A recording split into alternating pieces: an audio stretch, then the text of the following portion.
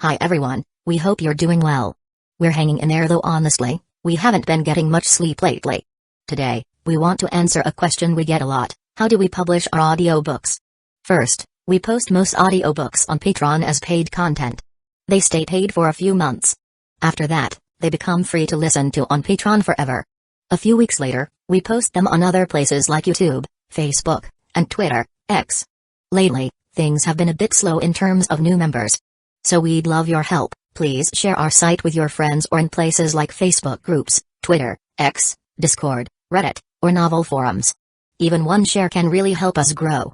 Thanks so much for your support. Chapter 1, Corporate Line, Justine, Daily Login Reward Received, Charisma Slightly Improved, I sigh, squeezing the trigger of my M36 Cantrail pattern las rifle. Immediately, a beam of red light burns through the air. The condensed pulse of energy strikes the steel target dead center, piercing through it without any trouble before exploding on something, somewhere. Once again, I hit a long-distance target using nothing but a set of iron sight, thus impressing the lieutenant next to me again. Really, why aren't you in the sharpshooter corps yet, Ein? The sergeant of my squad says with a humorous laugh, taking in the crowns the other sergeants are now handing over to him for losing the bet. Earlier today, the sergeant responsible for my squad approached me to participate in a platoon marksmanship competition. The competition winner will then move on to compete in the company-size event, ultimately ending up in a test of skill with other shooters in the entire regiment. As a mere corporal in the grand scheme of things, I am the best shooter in my squad, and an equally best soldier my sergeant ever have the honor to lead according to the man. As such, he will always boast to others about me, propping me up as a fine example of the Cadian spirit. Hence, when it comes to this competitive match, the other squads bring forth their very best to match up against me. All of them are eager to attain the honor of a winner, not to mention getting a cut of the betting pool that is organized by the sergeants themselves. Having been on the field for a long time, these sergeants accrued enough crowns to splurge on the bet. The bigger the bet, the more confident the sergeants are in their subordinates, and they do not want to shame us grunts by playing it safe. Unfortunately for my other comrades, I am just unbeatable in marksmanship due to my frankly inhuman level of skill. Yes, I cheat, all thanks to the system given to me in my transmigration to this Warhammer 40k universe. Each day, in the early morning according to the solar hour, a random login reward will be given. These can be either a variable increase in attributes, random skills, esoteric knowledge, or physical objects that are kept in a separate dimension, courtesy of the system itself. The last thing I need is to pull the freaking UNSC Spirit of Fire out of thin air and be accused of heresy by the regiment commissar or chaplain. That said, during my time dwelling in the Cadian archives and the many snippets I learned as an Imperial Guardswoman, I have come to acknowledge that this is an alternate universe of the 40k world. Instead of the normal grimdark setting of Warhammer, things in this alternate universe are a tad more brighter? Albeit only just slightly so. The first notable difference is that the Emperor of Mankind is a she. While a surprise to be sure, it's not a jaw-dropping shocker when history has already depicted numerous females bearing the title of emperors instead of empresses. Yet, true amazement comes to in the fact that the Primarchs of the venerable Adeptus Astartes are also females, with rumors of Space Marines being a mixed service. For some time, I thought only the Adeptus Custodes had transhuman males and females among their ranks in her service, but it seems I was wrong to count on some shoddy meta-knowledge.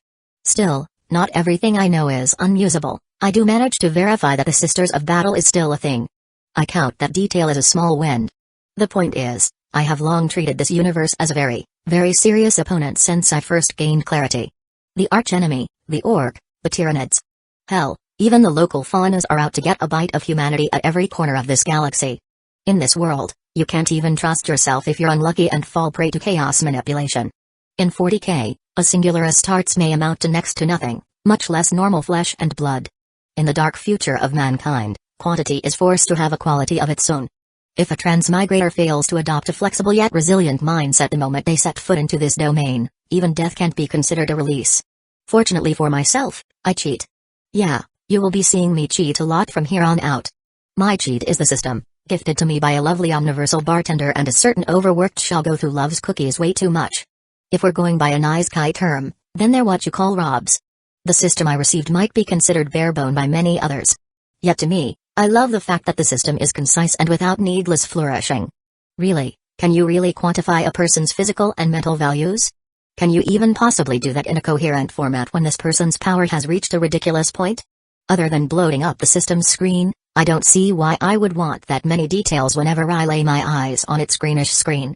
Something along the lines of showing what skills I have, a note of my power level, the things I have in my inventory, the rewards I received, or even an enemy assessment is fine by me.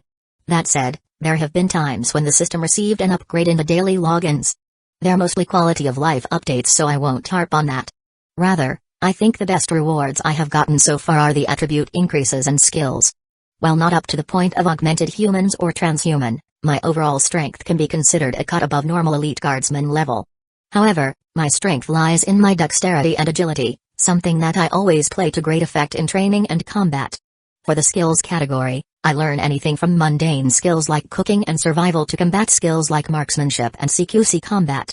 Some rewards boost my cognitive function or even allow me to compete for a spot in the Adeptus Mechanicus, but I think my most prized possessions are these two particular skills. Debuff immunity grants complete immunity to any ill effect. Things like mind control, mental manipulation, soul or physical poisoning, sickness. As long as the effect is detrimental to the bearer of this skill, the bearer will not be affected. The bearer will be able to survive and thrive with an indomitable spirit and body, completely free from influences of the negative kind. Mitigate fatigue, pain, and negative emotions.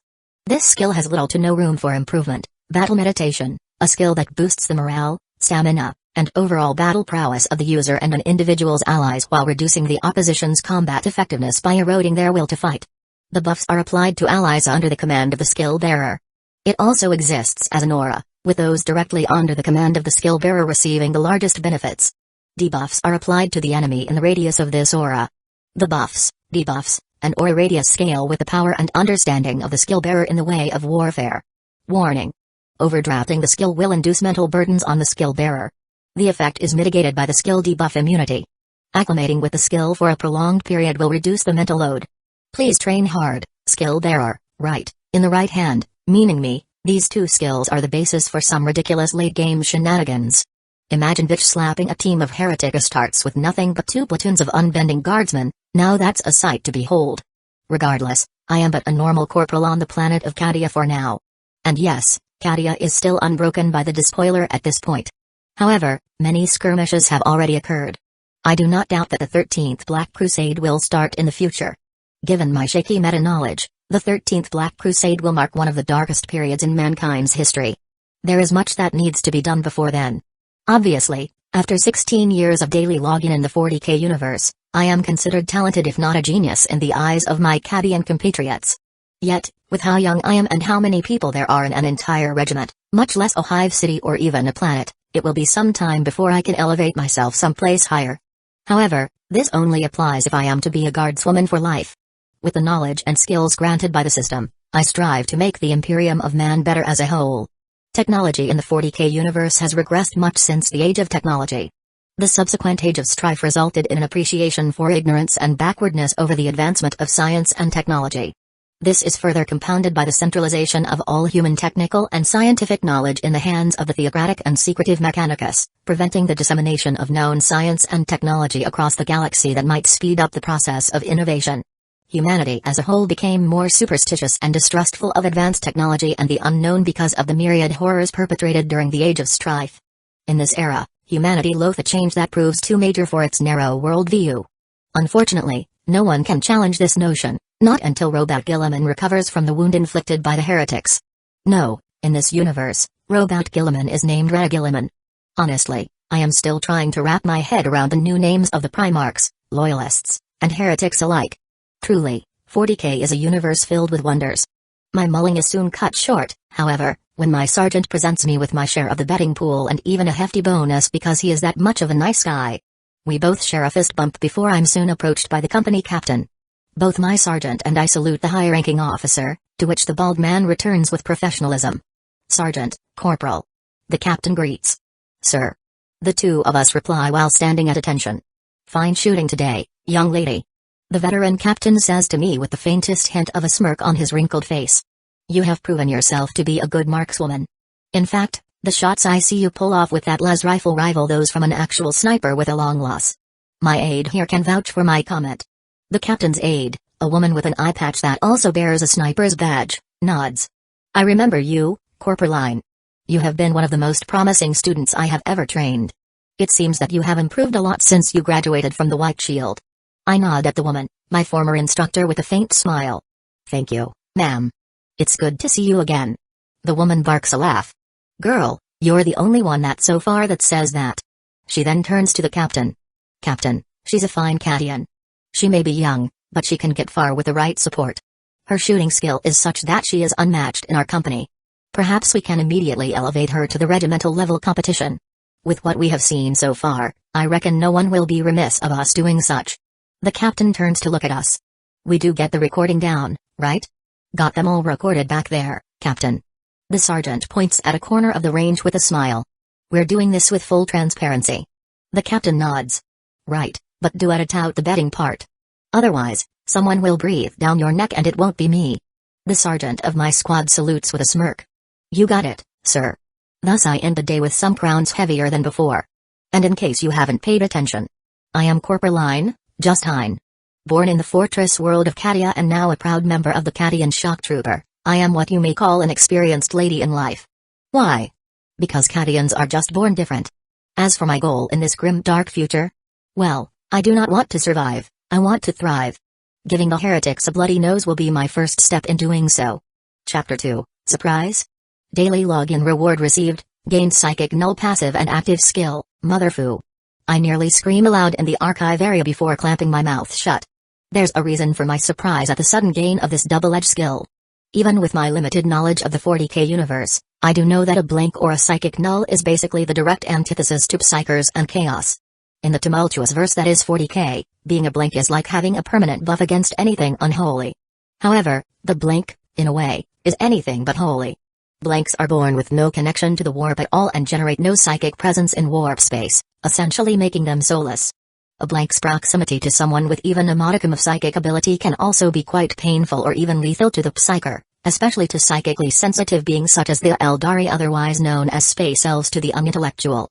Even ordinary, non-psychic individuals categorized by the Imperium as Sigma grade and below in psychic ability can be affected by a blank's anti-psych aurora, as they radiate a sense of unnatural wrongness that makes all other living creatures extremely uncomfortable and uneasy in their presence.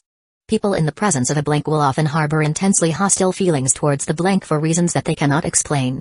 As a result, most blanks do not live long, as the feelings of hatred and distaste they generate among even non-psychic individuals means they have few friends and many enemies. This glaring negative is why I am more annoyed than happy with the skill I received. The last thing I need is to be alienated and be yanked to some emperor-forsaken black ships belonging to the Sisters of Silence. Fortunately, it appears my luck still holds up nicely. Emperor blesses me once again, I guess. Psychic null passive, immune to direct psychic effects. Immune to demonic possession and spiritual corruption by the forces or agents of chaos. Projects an aura that dampens any psychic or warp-related powers occurring within the aura's area of effect. Aura radius scales with the skill bearer's willpower and can be increased by actively deploying the skill to full effect, passively deal damage and increase damage dealt to beings composed of pure psychic energy such as entities native to the warp-like demons. Psychic nulls active, massively improve the passive effects. Induced mental burden on the skill bearer. The effect is mitigated by the skill debuff immunity. Acclimating with the skill for a prolonged period will reduce the mental load. Please train hard, skill bearer.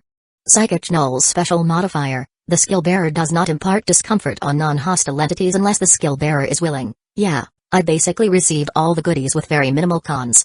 Glory to the Emperor? Honestly, the daily login system is more or less a daily Gakka, and today is possibly one of the best Gakka pulls I've ever had. That said, Psychic Null is also another skill that I will have to take some time to get used to, much like battle meditation. I sigh, resigning myself to endure another round of headaches to get the skills up to par. Well, I will just leave the trouble to future me. For now, I better finish what I have come here for. In the Grand Archive of Khazra-Dirth, I, a lone guardswoman of Cadia, can be seen perusing the many data slates and traditional dusty tomes. In a place that is only frequented by the most intellectual of the Imperium, for example tech priests and nobles, my presence here is seemingly out of place. Yet, the lex mechanics of the Dirth Grand Archive are used to my presence. Ever since a young age, the orphaned me has wandered daily into the archive in search of precious knowledge of the verse. Over time, the lex mechanics and tech priest have come to regard me as an essence seeker of knowledge, seeing me as a young initiated on the path of enlightenment by the Omnizia's will. I silently accept the title, seeing no harm in doing so. From a young girl to a guardswoman, I make time to visit the archive whenever I can. I accrue knowledge on each occasion, and using said knowledge, I trade ideas with the intellectuals of the archives. On each occasion, there will always be a gathering of tech priests and lex mechanics around me, a young girl. While it may seem off-putting at a glance, the gathering is where brilliant ideas and innovations are and will be born. My combined knowledge from the life before and this one presented a fascinatingly fresh point of view. Thus making the suggestions that are so mundane to me can become invaluable to break through bottlenecks suffered by the tech priests and lex mechanicus. This is not even mentioning the meta information I gain from the system. If I share all of them in full, the Adeptus Mechanicus will have its head turn, if I am not accused of heresy, of course. The point is, I have built up a friendly reputation with the Cadian branch of Adeptus Mechanicus. All of this is attributed to my sincere thirst for knowledge and respectfulness to the way of the Omnissiah. In short, I am committed to being a good girl and not offending the worldview of the tech priests, which is surprisingly easy in my humble opinion. Funnily enough, I was offered to join the Mechanicus by Amagos. Apparently, I've scored enough brownie points that the local Mechanicus branch deems I am fit for further investment. Nevertheless, I turn them down, not too keen on wading into a cult just yet and disliking body alteration. The latter is because my system can outdo the Mechanicus, given enough time and offer. I do not want skeletonized mechanical arms, thank you very much. Regardless, it's fortunate that I can leverage my favorable impression with the Adeptus Mechanicus on something else, namely my current project. I do not need to be an avid 40k lover to understand that a lagun is more often than not a flashlight against the terrors in this universe. It's why lagun is only effective en masse, and even then threats like Carnifex or a Chaos Space Marine can just shrug off the lost bolts. It's why I am here in the archive today, pulling up the necessary information to complete the blueprint of a revised Cantrail patternless rifle. My intention is made clear to the Mechanicus of the Grand Archive. It's why they're gathering around me, immensely curious about the blueprint I have just added the finishing touches. Done. I announce, cleaning the makeshift workstation I have before unfurling the blueprint in all of its entirety. Respectable priests, please take a look at my design and comment your honest thoughts on my lackluster attempt. I step aside, letting the tech priests step closer, using their flesh and mechanical eyes in conjunction to scan my papers. With how fast they have processed information daily, the tech priests take nearly no time at all before voicing their thoughts. Intriguing, the efficiency of the power supply is improved by 36.69%. The increase in efficiency reduces the strain on the focusing crystal while simultaneously allowing for higher reliability and shot counts. The barrel is shortened, making a place for a module in front of the focusing crystal. The shortened barrel does not negatively impede the effectiveness of the las rifle. Instead, the new module exists to drastically improve the accuracy and the lethality of the rifle at all ranges. The accuracy is comparable to that of a long loss, while the damaging potential is approaching that of a bolt round. However, the biggest improvement is in armor penetration. Presented in this configuration, a las rifle stands a significantly higher chance to go through the hide of Tyranid threats or even Space Marine armor. It stands to say that the addition of this new module will improve the firepower of a single guardsman by 50%. If the new las rifle is adopted on a large scale, Imperial Guard regiments will see their firepower being improved by order of magnitude. This module, codified as Twister Module, will twist the lost bolts of the rifle, turning them into energy drills that can dig through armor while improving the coherency of the bolts. Such a fascinating idea while still remaining simple enough for it to be retrofitted to pre-existing laguns. We need only shorten the barrel to make place for the new improvements. We can even incorporate the Twister Module into large loss designs. Imagine the possibility of stronger, and more effective las cannons for battle tanks and lance batteries on void ships. It will be minimal when retrofitted on a small scale while revolutionary on a major scale. Goodine. Just how have you come up with such a brilliant design? At first, the priests are calm and collected. Yet, as the revelation of my design's potential finally settles in, they are shaking with obvious excitement from their mechanical and remaining biological parts. I honestly find the sight to be quite funny. However, facing their genuine appreciation, I just scratched my cheek. Actually, I am inspired by you all. The brainstorming sessions we have all this time have encouraged me to search for ways to improve the las rifle the guard regiments use. It's then that I study hard to break the bottleneck of a design so perfected over time by the Mechanicus. Try as I am, the Cantrail pattern las rifle has reached the peak of what can be achieved as a mass production weapon. It is a solid and rugged weapon that remains reliable and adequately precise in almost any environment and requires very little maintenance in the harshest of conditions. The only avenue to improve is its lethality.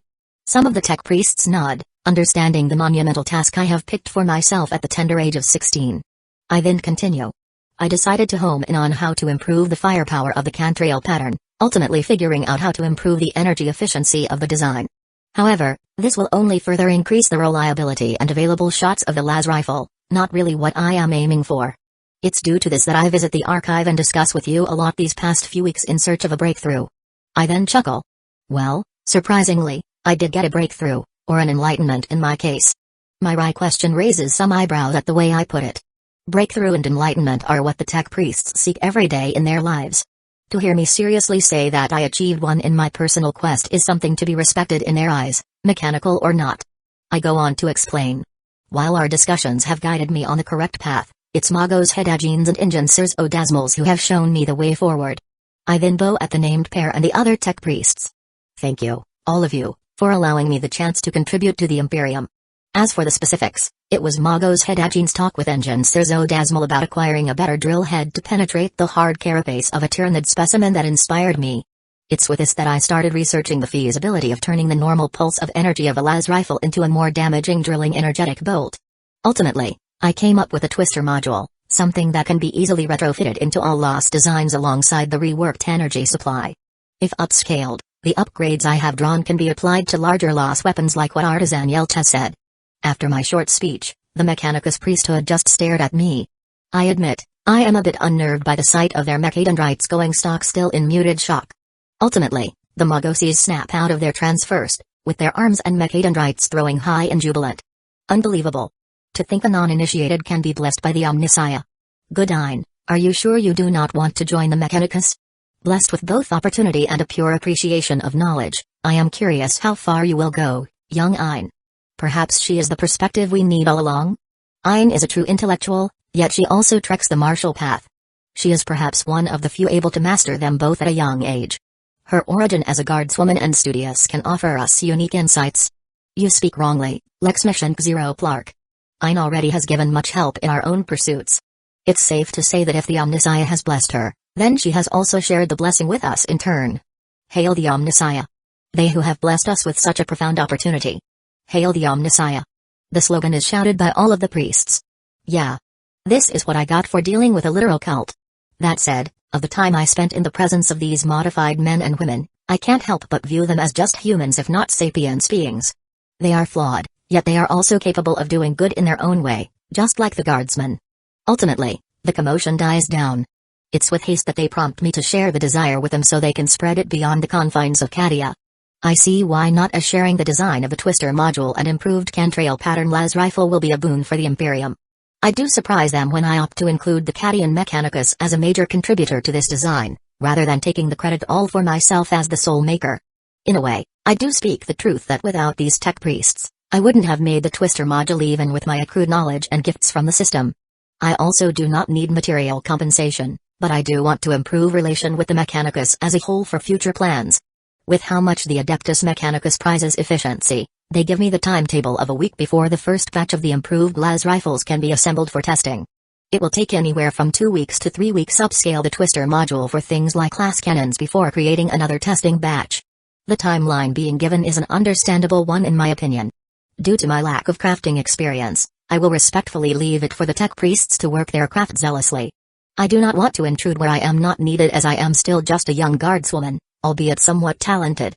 I do smile wryly when Imagos seems pleasantly surprised at my hands-off approach, advising me to take more pride in my design by crafting it personally. I reply, highlighting my lack of expertise and unknowing of the rites performed by the tech priests. It may offend the Mechanicus and the machine spirit of the weapon if I am to careless interject. The Magos then remember that I am not even an initiate of the cult, so he nods pleasantly while apologizing for speaking out of turn. Still, my explanation seems to have improved my standing in the Cadian Mechanicus even more, so that's a plus.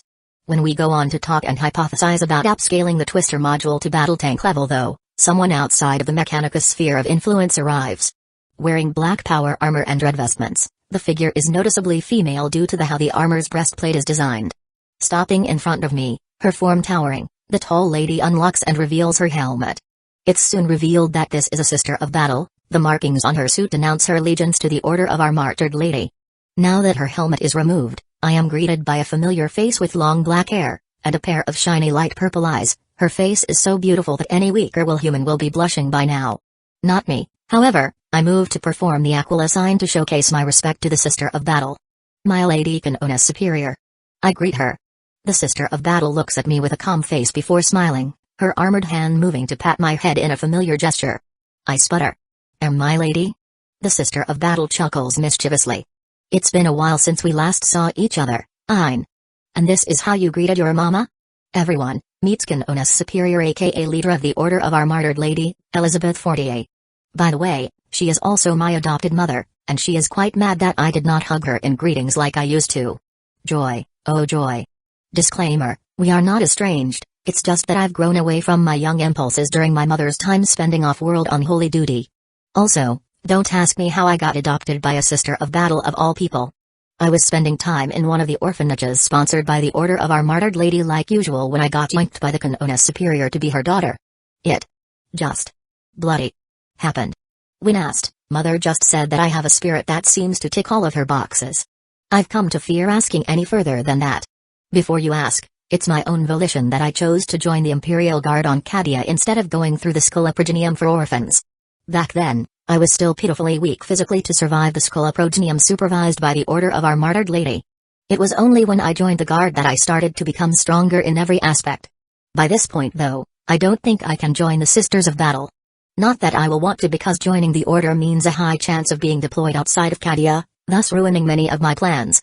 Fortunately, Mother seems to understand my wish and desire, somehow, so she lets me live on Cadia while going on her missions. It seems she has returned for now though. Enough thinking to myself, Mother is still waiting for my reply. Welcome back, Moth Mama. Welcome back, Mama. I swiftly change my tune when Mama's eyes narrow dangerously. In her words, me calling her mother makes her feel old.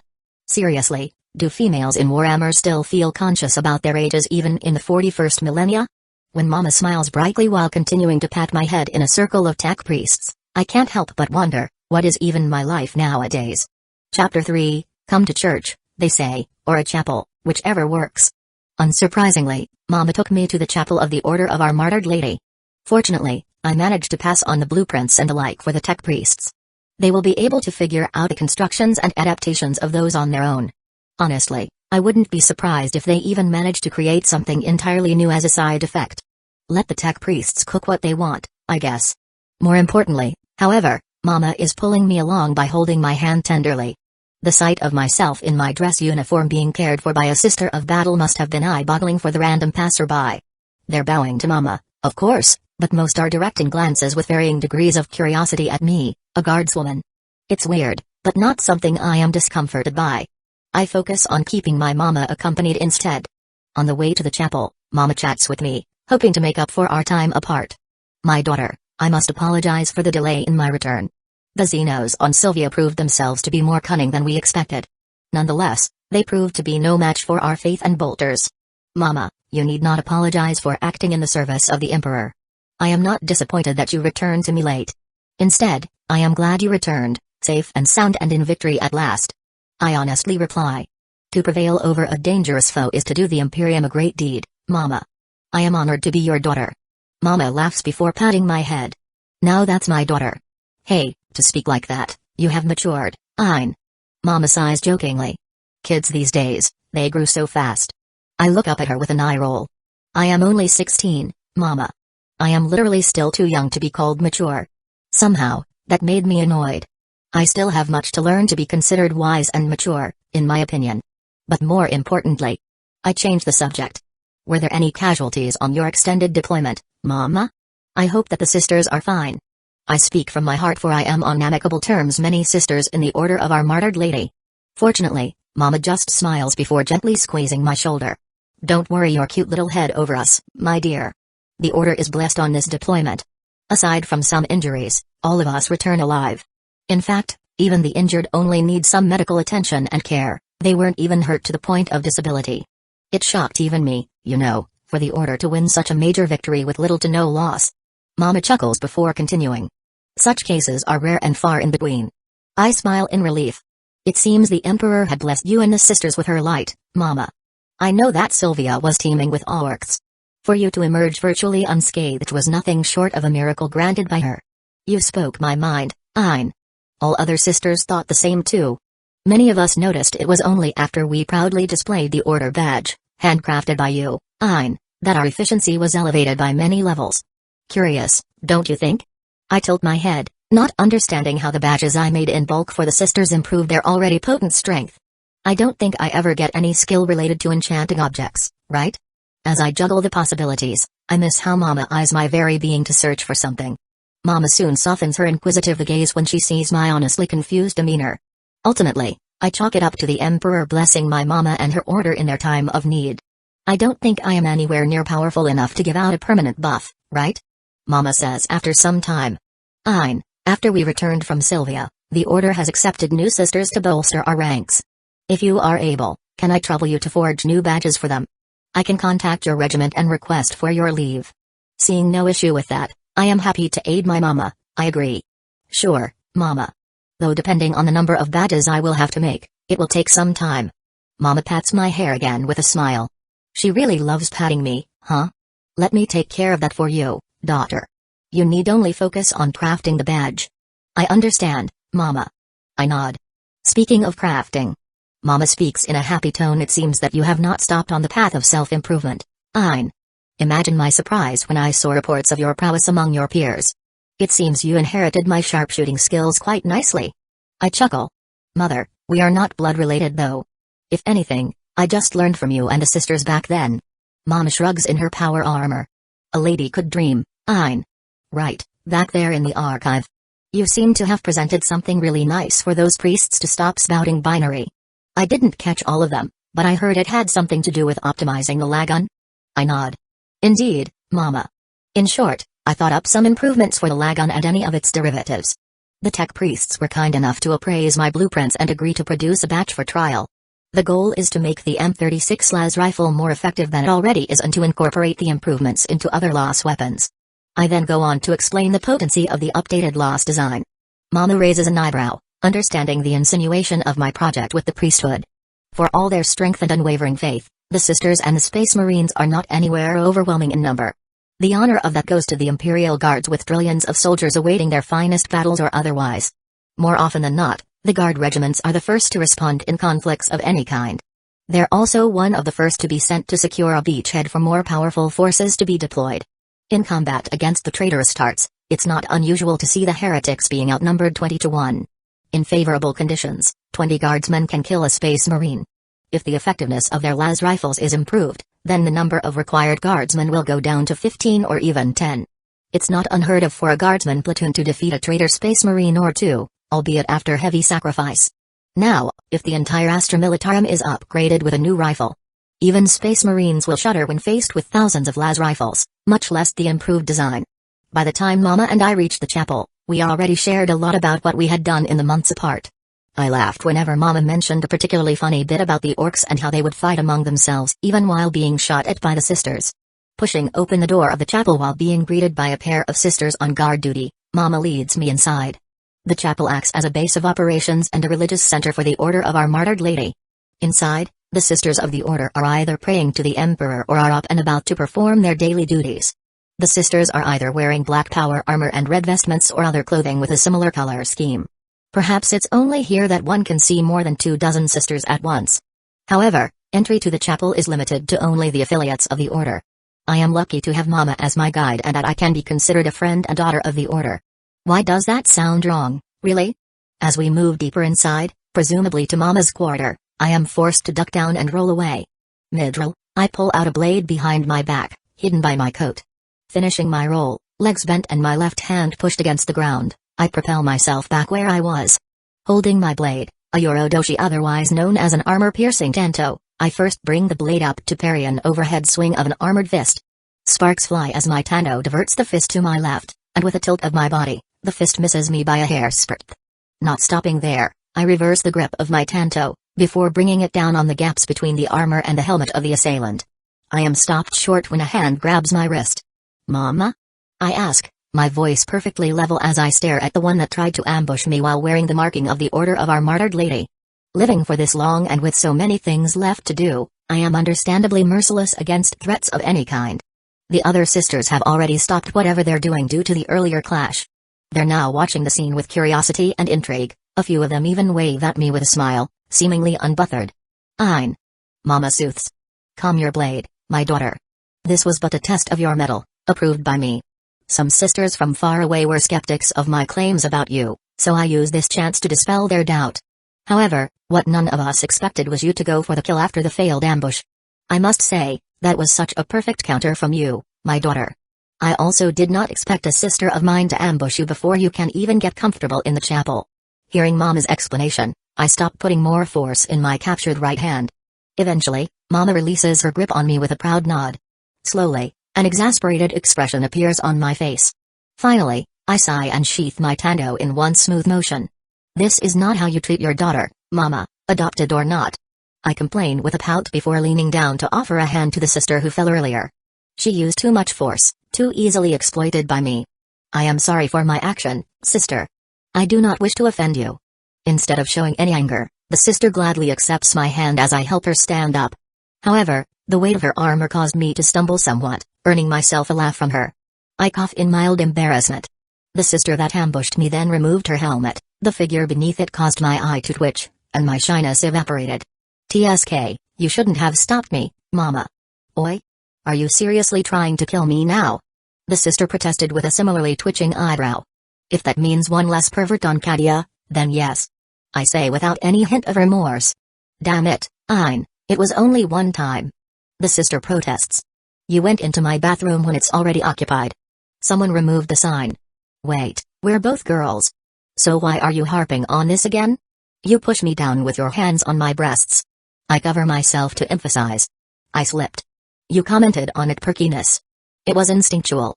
You said I would make a fine wife. That was a compliment, damn it. Wait, I didn't even say that line back then. So you do remember everything when I told you to forget it. I point my finger at her in accusation. By the Emperor, how can I forget that sight? You practically screamed lore. Pervert. I shout before running behind my mama, who is now struggling very hard not to laugh at the sister who keeps digging a hole for herself. Unlike Mama, the other sisters around us are just full on laughing and giggling at their Palatine's expense. Knowing just what sort of thing she just uttered, the sister Palatine slumps her shoulders in defeat. I just walked into that, didn't I? I poke my head behind Mama's, putting my tongue out. Yes, you did, Sister Tsavary. Now, you will be welcoming your societal death in full. I wink, adding salt to her injuries. Looking at me with a very annoyed expression, Tsavary says with her dark blue eyes promising righteous retribution for my prank. Mark my words, Ain, vengeance will be mine. To that, I reply. Get good, scrubs. What follows is just the wailing of a banshee and the uncontrollable laughter of many amused sisters of battle and Mama as I am chased around by a very angry Palatine. Why was I here again? Chapter 4, Movements from Beyond the Wall. Tsavary, the name of the Palatine that chased me around earlier in the day. She was also the big sister figure in my life before I joined the Imperial Guard, and she rose in the ranks of the Order of our Martyred Lady. Now, after many years of separation, I must admit that I am surprised by how exotic she looks without her power armor. She has pinkish-brown short hair and dark blue eyes. She is tall and has a well-endowed figure. However, she is still lacking when compared to Mama. That said, she has a certain unique youthful charm to her, while Mama is more of a seductive motherly figure. Right now, I am busy crafting badges for Mama's order. The process of which goes well into the night. In fact, I won't be surprised if the system sends me my daily login reward soon, for midnight is almost upon us. Sitting next to me is Tsavary, gazing at me with a keen and interested gaze as I work. She is a silent observer most of the time, only chatting when I am not hymning holy prayers or carving an intricate piece for the badges. Around us are holy incense and candles, making the chamber Mama lent to me for crafting surprisingly well lit and warm. Weirdly enough, there's a big one-way mirror on one side of the chamber. I almost chuckle out loud when I see the mirror. I am not that stupid to miss the obvious surveillance installed in the chamber. Not sure why, but it appears that Mama wants to research me crafting the Order's badges. Even now, I can still sense some presences beyond the one-way mirror. One of them is Mama. Though I notice them, I opt to ignore their spying on me as I don't feel any sort of hostility or malevolence. My skills and instincts make good sure of that. Moving on, after I finish another badge and tucking safely in a cushioned chest alongside many others, I lean back and stretch my back. I yawn cutely with a slightly sleepy gaze. Closing the lid on the chest, Tsavary smiles gratefully. Thank you for your help, Ain. The sisters would love to wear these badges that were crafted with such care and devotion. I chuckle while rubbing my eyes. It's nothing, sis. I only did what I could to support the order, no matter how little it might be. Tsavary shakes her head with a wry smile. I see that you're still keeping your modesty. Say, I'm gonna deliver this to Ely and grab some Rakoff. You want some of that, Ein? I nod, breathing out. If you don't mind, sis. I am just about to fall asleep at any moment. I'm gonna need a Rakoff to walk back to the barrack. Savory pats my shoulder with one hand, the other is holding up the chest. You really don't need to do that, you know. Ely booked you for 3 days here and your captain is fine with you not being around for that duration. I shrug. I don't want to miss out on any duty that may crop up in those 3 days. The squad I am in is part of the 8th Regiment's QRF. If there's trouble, the entire squad needs to be ready to deploy immediately. Savory sighs. Suit yourself then. Going to be back real quick. Savory steps out of the chamber, her boots echoing across the silent surroundings. Now that I am left alone, I lean back on my chair, gazing idly at the ceiling painted with murals. Oddly enough, peace is not a good sign at all in the 40K universe. Peace means trouble is on the horizon. Kadia is on the forefront, directly across the Eye of Terror. For nothing bad to occur these days are borderline impossible. Knowing just how good my luck is with recent daily login rewards, I think whatever comes next will plunge me directly into the line of fire to counteract that. I try to think up every possible threat to Kadia, and the answer is astounding, all of them. Yeah, let's not think about that just yet. As a mere corporal, I am in a position where I can only react, not plan. Savory pushes open the door to the monitoring room next to Ein's crafting chamber. Inside the room, she sees Konoha's superior Elizabeth Fortier, Ely, alongside some surprising additions. Though surprised by the new faces, on ingrained habit, Savory pays her respect to both Ein's adopted mother and the esteemed guests of the Order, Salamander Space Marines, and a certain Archmagos Dominus. Lady Konoha's superior, I have brought the badges with me. Elizabeth nods. Unlike before with Ein, her face is of an impassive poker face. Good, submit it to Dominus Belisarius Call and Chief Librarian Velkana for scanning. Bowing her head, Savory hands over the chest onto one of many outstretched mechanical limbs of the surprisingly excited Dominus Call. Using one of his many metallic appendages, Call gently flips open the lid before bringing the neatly lined badges to the nearby Salamander Chief Librarian. The psychically attuned Velkana picks up one of the badges with a shocking amount of grace despite his armor-cladded fingers being many times the badge's size. As the Salamander Chief Librarian brings the Order of Our Martyred Lady's badge up to be investigated by his glowing red eyes, Dominus Call subjects some of the badges to a multitude of mechanical scanners. Some of the scanners are even installed on the tech priest's hulking body, which is more mechanized than flesh. While the two people are subjecting the badges to multiple ways of inspection, both physical and psychic alike, the remaining Salamander Space Marine is introduced to Savory by Elizabeth. This is the Salamander Space Marine Chapter Master, Tushan. He is here alongside Chief Librarian Velkana and Archmagos Dominus Call on official business, to confirm something that pertains to Ein. A sinking feeling suddenly appears in Savory's stomach, as if knowing her fear, Tushan steps forth to reassure her, and a kind smile appears on his scarred face. Be calm, young one, what we're trying to figure out is not at all harmful to your sister or your order. I give you my word that little Ein is not to be harmed by any of us. In fact, should our suspicion prove true, the opposite of which may happen instead. Savory promptly nods. I understand, milord. Elizabeth sighs at the conversation before chiding Savory. Really now? You thought that I would wish harm to befall my daughter? I am disappointed in you, Savory.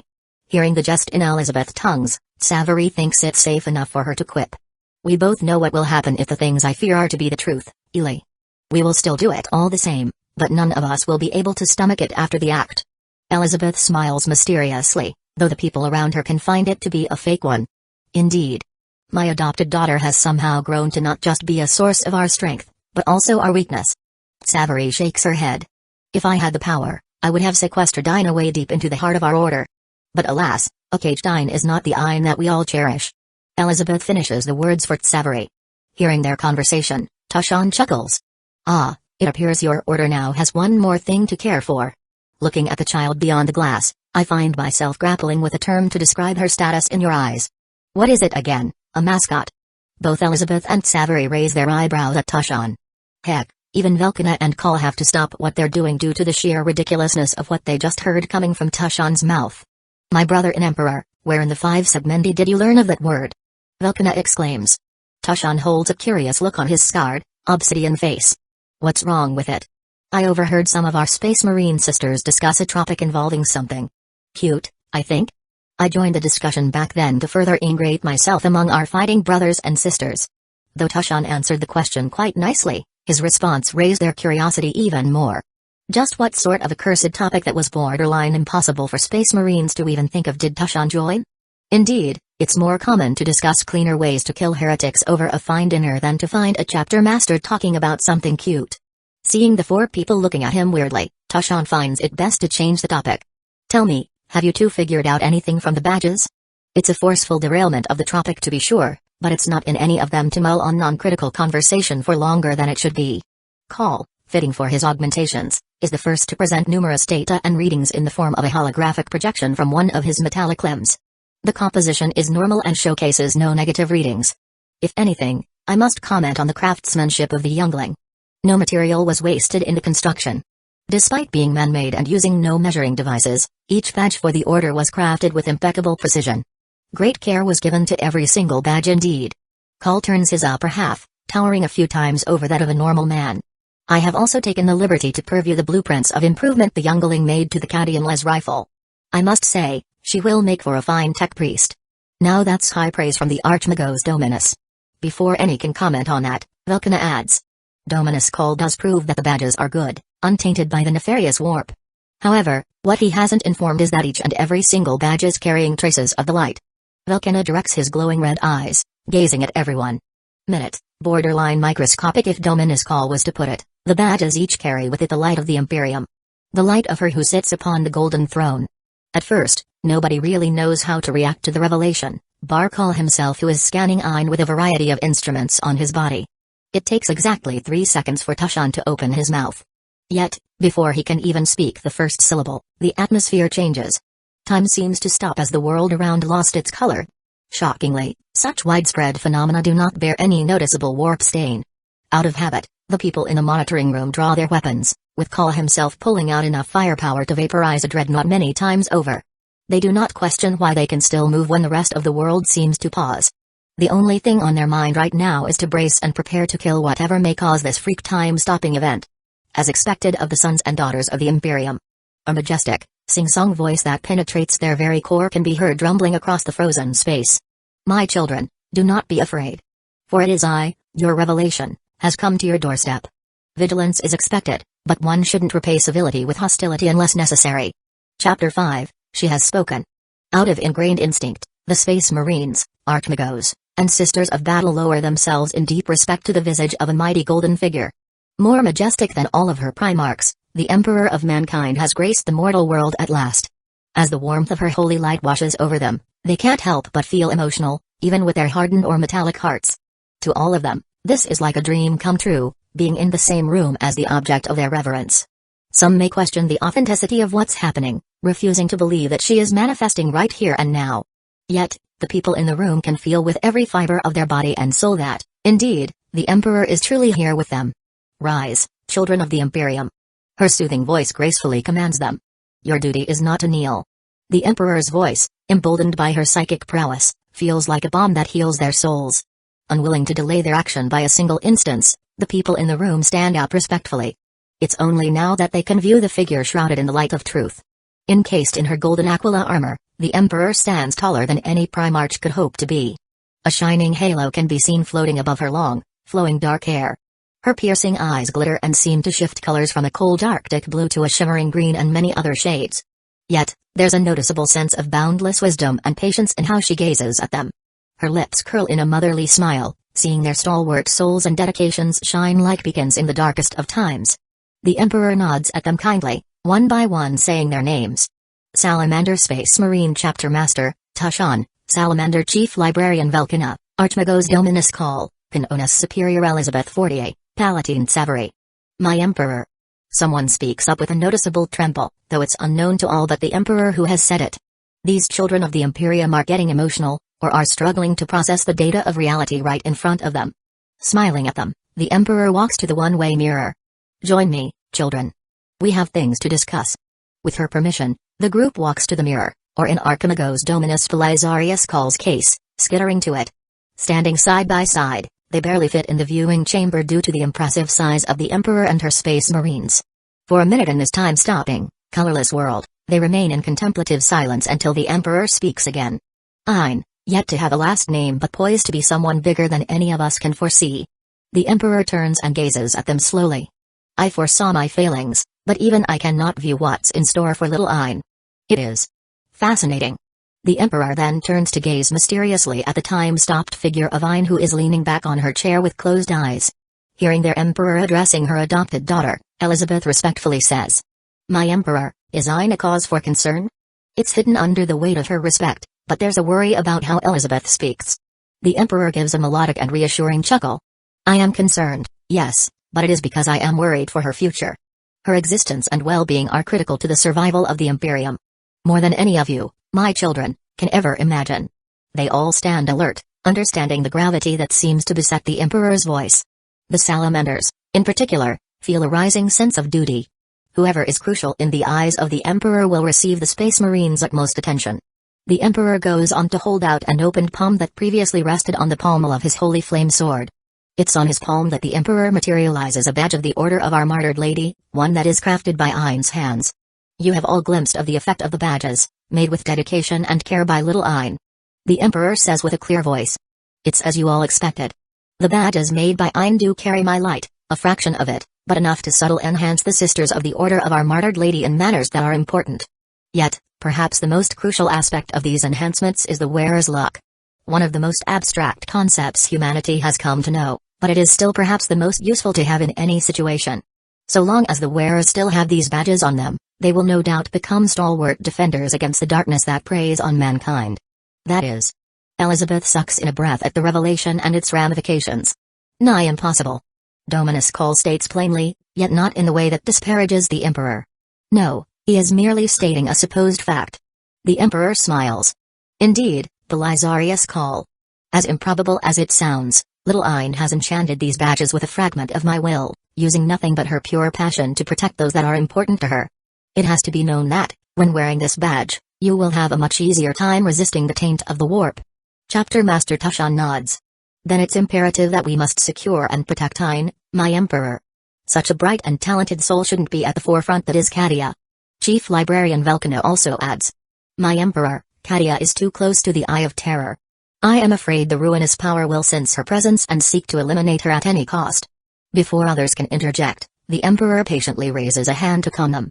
I am reassured that your hearts are in the right place. Of course, little Ain's safety is important. However, while we must ensure her well-being, it's also critical that we do not obstruct her natural path of development.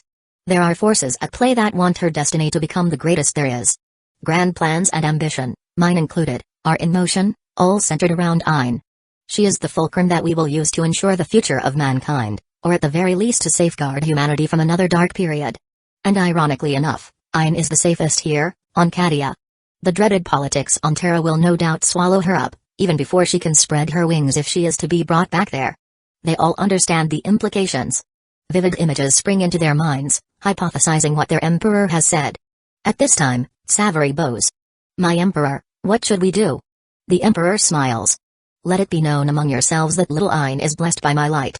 There will come a time when Ain rises to the occasion, performing deeds of valiance, wisdom, and might. Her potential shall be limitless, with her budding might growing day by day. Nevertheless, until little Ain matured and even afterward, there must be a safety net for her. Even the greatest of personage stumble and fall, even I was one such person. In her path forward, Ain will come face to face with peril and setback. She needs allies, friends, and partners. A family, even, to keep her body, spirit, and mind strong against the relentless onslaught of the grim darkness of the universe. The Emperor looks at them with her shining gaze. Lucifer Blacks have been deployed. The name comes as an understandable shock to them.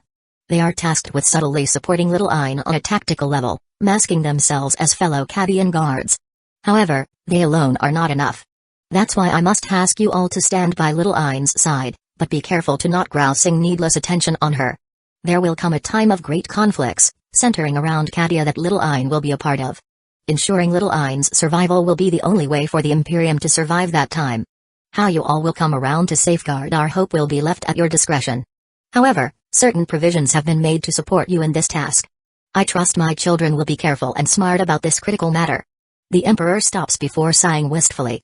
It is a shame that I can't be here much longer. It's only through the light in the badges that I can project myself here for a short while. For the foreseeable future, I will focus on masking little Ain's presence from the danger of the warp. The damnable gods won't be able to gaze at her until the time is right. This way, you all can shield her from the more immediate threats. Feeling that the time for their emperor to leave is near, the group pays their respect to her once more. Smiling at their devotion, the emperor nods before looking at Ain's form one last time. This final gamble she made better works, otherwise, she will become a laughing stock at the bar in the void.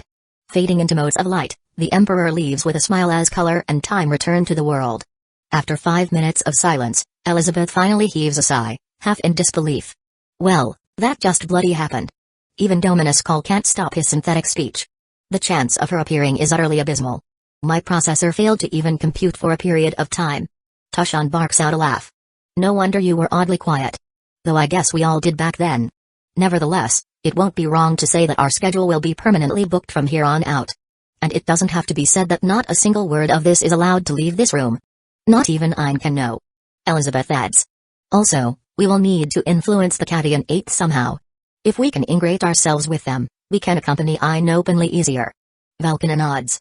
A good plan, and we should explore other avenues also. Savary finally speaks up. Then it's a good thing that Ain is on leave for the next few days. It should give us enough time to plan her security details. Daily login reward received, gained Abyss Totem Stigmata, Abyss Totem Stigmata, error. The bearer needs to explore the benefits of the stigmata themselves. Please contact the nearest system administrator for more details. Mentally checking out the daily reward I received, I can only sport a weirded out look. What the fuck is this? It's the first time I ever received an error for an honestly unknown reward. And that, contacting an admin? How the hell do I even go doing about that? There are many questions in my mind, with me taking a while to unravel the mystery surrounding the Abyss Totem Stigmata and enjoying its benefits. It's only in the future that I truly appreciate the stigmata, and not just because of the benefits it can offer. Chapter 6, Sudden Anomalous Sight, Debuff Immunity, grants complete immunity to any ill effect. Things like mind control, mental manipulation, soul or physical poisoning, sickness. As long as the effect is detrimental to the bearer of this skill, the bearer will not be affected. The bearer will be able to survive and thrive with an indomitable spirit and body, completely free from influences of the negative kind. Mitigate fatigue, pain, and negative emotions. This skill has little to no room for improvement. Battle meditation, a skill that boosts the morale, stamina, and overall battle prowess of the user and an individual's allies while reducing the opposition's combat effectiveness by eroding their will to fight. The buffs are applied to allies under the command of the skill bearer. It also exists as an aura, with those directly under the command of the skill bearer receiving the largest benefits. Debuffs are applied to the enemy in the radius of this aura. The buffs, debuffs, and aura radius scale with the power and understanding of the skill bearer in the way of warfare. Warning. Overdrafting the skill will induce mental burdens on the skill bearer. The effect is mitigated by the skill debuff immunity. Acclimating with the skill for a prolonged period will reduce the mental load. Please train hard, skill bearer, psychic null passive, immune to direct psychic effects. Immune to demonic possession and spiritual corruption by the forces or agents of chaos.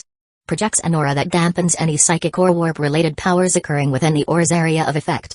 Aura radius scales with the skill bearer's willpower and can be increased by actively deploying the skill to full effect, passively deal damage and increase damage dealt to beings composed of pure psychic energy such as entities native to the warp-like demons. Psychic nulls active, massively improve the passive effects. Induced mental burden on the skill bearer. The effect is mitigated by the skill debuff immunity. Acclimating with the skill for a prolonged period will reduce the mental load. Please train hard, skill bearer. Psychic null's special modifier, the skill bearer does not impart discomfort on non-hostile entities unless the skill bearer is willing. Those are the notable skills and perks that I've acquired ever since I found myself in the 40k universe. Granted, there are other self-explaining, minor skills like instinct and CQC mastery, but I can't exactly list them all because there are an awful lot of them. Most of the time, the system offered status improvements or rarer skills and perks. Other than the surprising psychic null perk, I don't think I have ever received anything that detracts me from the basic human genome. In other words, I never acquired a login reward that grants me something a human in 40k shouldn't be capable of, transhuman or not. That is until I receive this mind-boggling enigma. Abyss Totem Stigmata, error. The bearer needs to explore the benefits of the stigmata themselves. Please contact the nearest system administrator for more details, having received this. Perk? Stigmata? Let's just go with stigmata for clarity's sake. Anyway, having received this stigmata for a few days, I can confidently say that the error in the description is, in fact, an actual error. Despite subtly exploring the stigmata's effects, The description stays the same even when I unlock some potential uses and information for the stigmata. And unlike what the system is advising me to do, I don't have a panic button to call Nikolai the Shoggoth or the bartender for a system update.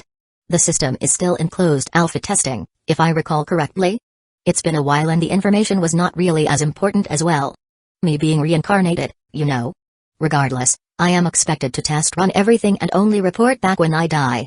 Though I guess I will be able to meet them at a certain point in the future. The Omniverse is truly vast, after all, but I digress. So, for the past few days, in between crafting some holy badges and sigils for Mama's order, I investigated the Abyss Totem stigmata clandestinely. I can say for sure that the stigmata is not warp-based despite its magical benefits. And yes, in my tentative analysis, Abyss Totem stigmata offers me the ability to do supernatural feats naturally, albeit in a limited scope as of now. Though it sounds weird, it's not as weird as the rest of the 40K universe. Anyway, instead of giving me physical strength, I can apparently create and manipulate elements now. However, I find myself having a much better affinity for water and its derivatives. Fitting, considering the name of the stigmata. By the look of it, pulling on the power of the stigmata will induce the same mental fatigue as battle meditation or psychic null.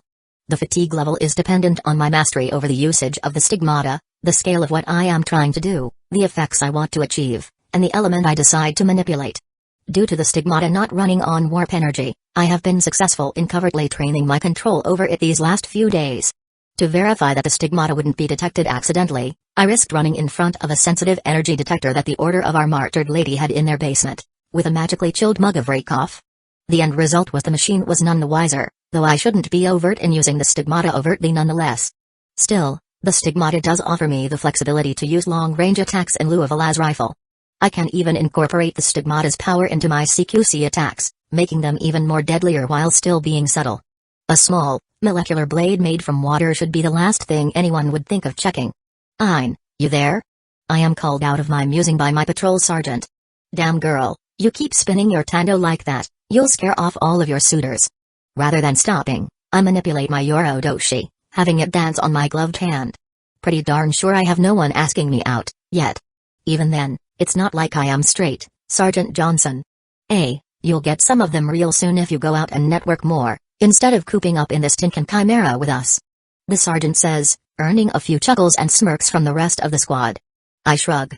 Nah, I don't want to complicate my life more than it already is. Besides, I have been taking it easy these past few days in the church. Figured I may as well get back into the grove with you all, shaking off the rust and all that.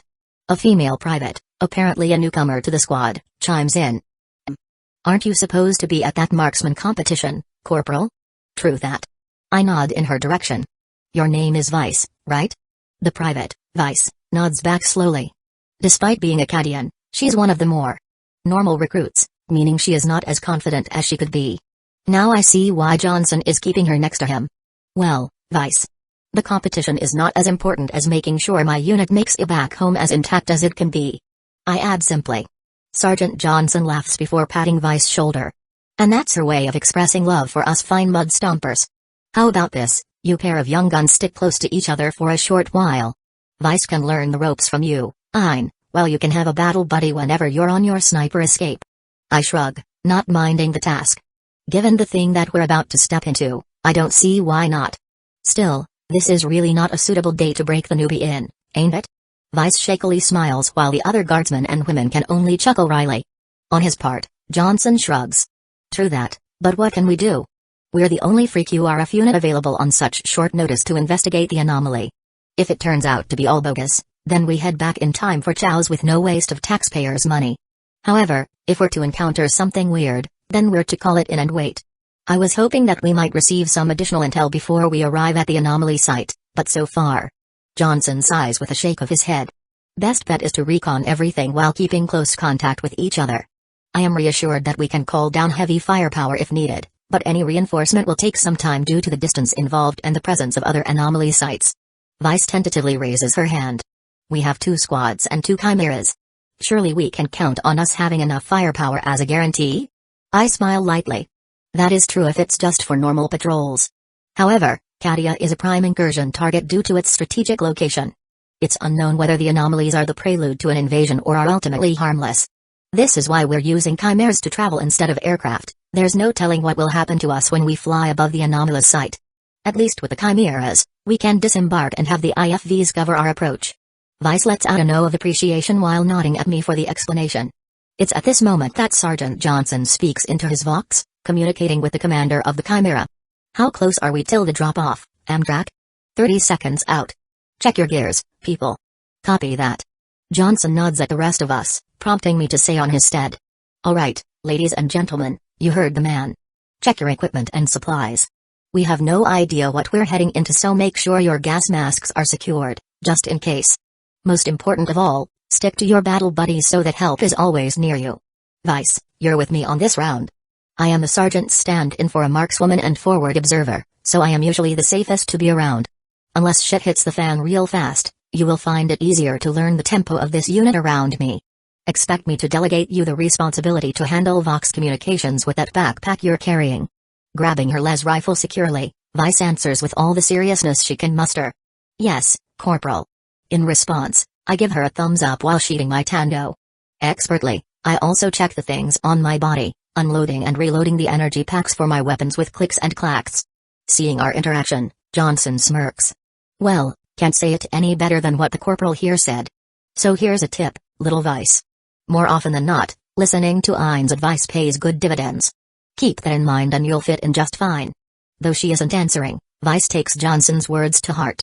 A short moment later, the chimeras stop, and with that, it's boot on the ground time. Chapter 7, back in the Khazra in the Imperium's culture, the Sisters of Battle are highly respected figures, receiving respectful bows or salutes whenever they go. Yet, there can be no one more revered than a space marine walking among mortals. Accompanying the Salamander chapter master and his chief librarian, Kanona's superior Elizabeth Fortier amusingly noted how the common Cadian civilians and soldiers went on their knees, making the holy Aquila signs, much to the wryness of the salamanders near her. Though the Salamander Space Marines try to return their deferent gesture with kind nods, it does get bothersome for Tushan and Velkina with how many people are paying their respect. It would seem that you two are famous. Elizabeth dares a jest, much to the chagrin of the two towering Space Marines. That is putting it mildly, Kanona's Fortier. Tushan replies with a kind smile, though one can see that it's a tired one. This is why I like my library more than this public setting. If I had a crown for every time I have greeted the Cadians back, I would have been 100 crowns richer. Velkina sighs. But alas, we are the Salamanders, it's ingrained in our blood to be upstanding figures. Passing through another row of saluting Cadian guards, whispering his angels. The group of three make a turn toward an open-air proving ground. It's a shame that Archmago's call can't join us today. I thought he would have found it in his interest to spectate young Ain in her marksmanship competition. She does seem to be special in his view. Tushan says as their armored steps echo across the matte pavement of Cadian infrastructure. Elizabeth replies. The Archmagos Dominus is taking an interest in some of Ain's works with the local tech priests. I can barely translate their speech, but it goes along the line of upscaling some of her theories and designs to see if they can apply them to the rest of the Astra Militarum and the Novus Imperialis at large. It's nothing short of ambitious, and will properly take some time, however, so the Archmagos properly decided to start the endeavor immediately. A fascinating development. Velkina comments. The Salamander chief librarian looks skyward while saying. With the Arc Mechanicus Iron Revenant in orbit of Cadia, it's safe to assume that any and all manufacturing effort will be swift and effortless. It appears that this is one of the many reasons she has brought the Dominus here. It's highly likely that is the case, brother. Tushan nods. Whenever Belisarius' call goes, the Iron Revenant follows. If we're to modernize an entire planet's worth of soldiers, the Arc Mechanicus will be indispensable, both as a fighting force and a mobile forge world. I reckon that the Archmagos Dominus' presence will be instrumental in quickly updating the Cadian Shock Regiment's arsenal. His and his flagship's presence will surely influence the power scale in the Cadian sector, and perhaps even beyond. Elizabeth gives a conjecture as they come up to a raised platform that overlooks the Cadian Guard's proving ground. Since Cadia Prime is so close to the Eye of Terror, supplies are in constant demand. Tushan hums. Huh. Now that the Iron Revenant is here and is no doubt manufacturing everything a fighting force would need, Cadia will soon become a focal point for many military units to convene. Imperial Guard regiments, battle fleets, and even Space Marine chapters will henceforth use Cadia as a strategic logistical hub, thus bolstering the planet's already impressive defenses. I don't know about you two, but I see this development as not just an opportunity, it's also the first signs of a troubling time to come. Both Elizabeth and Velkina nod seriously. After their honored meeting with the Emperor, they've come to terms with a monumental task at hand. If there's trouble afoot, Then they will be ready to safeguard the Imperium's future, even at the cost of their own lives. Now that they're on the platform, however, it's time to stop this train of discussion and start a new one. Coming to a stop in front of them is the current colonel of the Cadian 8th Regiment, Ain's superior officer and a colonel with clear martial prowess in his posture. My lords and lady. The colonel with dirt brown skin and distinctive scarred head salute. Colonel Mustahim of the Cadian 8th, at your service. The salamanders nod at him, with Elizabeth stepping up to say. At ease, Colonel. I can see that the regiment is in a very spirited mood today. The colonel nods, turning to look down at the proving ground where a variety of competitions are taking place. The contests are not limited to only marksmanship as expected but are expanded to encompass a wide range of field activities and scenarios. To ensure the 8th are always fit for duty, we regularly host such competitive events to hone our tradecrafts in between deployments. Sometimes, we even invite other regiments to participate to exchange valuable experiences. It's good to see such devotion in upholding the light of the Imperium. Tushan gives his sincere compliments, seeing the dedication the contestants display in the field. Members of the 8th compete in fairness, bringing out all of their will and inner strength in a display of martial arts, athleticism, dexterity, and many more. It's rare to see such a cohesive side of humanity's most beautiful elements in a galaxy full of wars. Yet, there's an uncanny wrongness to it, a missing element that is validated by Palatine Savary stepping out from behind the colonel. I believe there's trouble afoot, my lords and lady. Savary directly says. Ain's unit is not in the proving ground, and the corporal herself is nowhere to be seen. What? Elizabeth frowns in alarm while the salamanders tense up in attentiveness. Before Colonel Mustahim can wonder about what's going on, Elizabeth swiftly asks. 3rd Platoon, 1st Company of the 1st Battalion, are they on the roster for today's QRF? Hearing the seriousness in Elizabeth's voice and the chilling looks of the salamander space marines and Palatine near him, Colonel Mustahim nods swiftly. They're deployed as part of a QRF patrol to investigate one of the anomalous sites that appeared a couple of days ago. So far, none of the sites report back anything of notes, and today the QRF units should done investigating the last of such sites. Elizabeth steps forward. And you don't think that this should be known by us in advance? Orders from the Governor Primus, my lady. We're not to inconvenience you with some unknowns after your recent arrival and return to Cadia. Mustahim answers bitterly.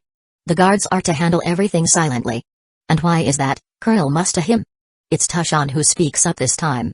My lord, I would like to say that I do not know, but the facts stand that this reeks of politics. If you don't mind me speaking crudely, then I will say that my men and women are stepping into the unknowns with little to no backup. Mustahim replies with a clear distaste for his directives.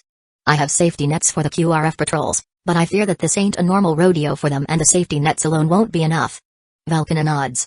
The close proximity to the Eye of Terror means that each and every single anomaly should be carefully scrutinized by everyone.